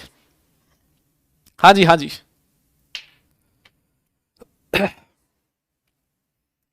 इसको नोट कर लो, फिर आगे चलेंगे। आज की क्लास में तो कुछ नहीं पढ़ा बे, कुछ भी नहीं पढ़ा हमने, बहुत ही कम पढ़ाई करी है, बहुत ही कम। यस, बहुत ही कम। हाँ हाँ, नोट कर लो, नोट कर लो, कोई दिक्कत नहीं है, नोट कर लो। आज वैसे अपनी क्लास के 5-7 मिनट तो यार उसमें खराब हो गए थे, है ना, वो माइक वाइक और ये वो फलाना ढिमका, वो नहीं चल रहा था, वो नहीं चल रहा था। 5-7 मिनट खत्म हो गए अपने, तो इस हिसाब से तो मुझे 5-7 मिनट एक्स्ट्रा क्लास लेनी चाहिए आप लोगों की, है ना, है ना। चलो यार, तुम पे रहम करते हैं, तुम भी क्या याद रखोगे, तुम भी क्या याद रखोगे, किससे पाला पड़ा है तुम्हारा। हाँ जी, होमवर्क क्या है आज का? होमवर्क है सबसे पहले तो रिवीजन करना है, ठीक है, रिवीजन करना है, बढ़िया ढंग से करके आना है। साथ में आपको डीपीपी मिलेगी आज, डीपीपी सॉल्व करनी है, और आपका जो मॉड्यूल है, आपका जो बेटा मॉड्यूल है, उसमें आप वीबीटी और हाइब्रिडाइजेशन तक के सारे क्वेश्चन सॉल्व कर सकते हो। वीबीटी और हाइब्रिडाइजेशन तक के सारे क्वेश्चन आप बड़ी ईमानदारी से सॉल्व कर सकते हो। ठीक है ठीक है, चलो ठीक है यार। हाँ, कोई कह रहा है सर एक्स्ट्रा ले लो, हाँ तुम्हें तो क्या, तुम तो घर पे बैठे हो, है ना, मुझे तो घर जाना है ना भैया। हाँ हाँ, तुम्हारा क्या है, आधा घंटा नहीं सर 1 घंटा ले लो, हम तो घर पे बैठे हैं, मम्मी को बोल देंगे मम्मी खाना दे दो, टेबल पे खाना भी आ जाएगा, खा भी लेंगे, मास्टर बीच में बोलता रहेगा, मुझे तो घर जाना है भैया।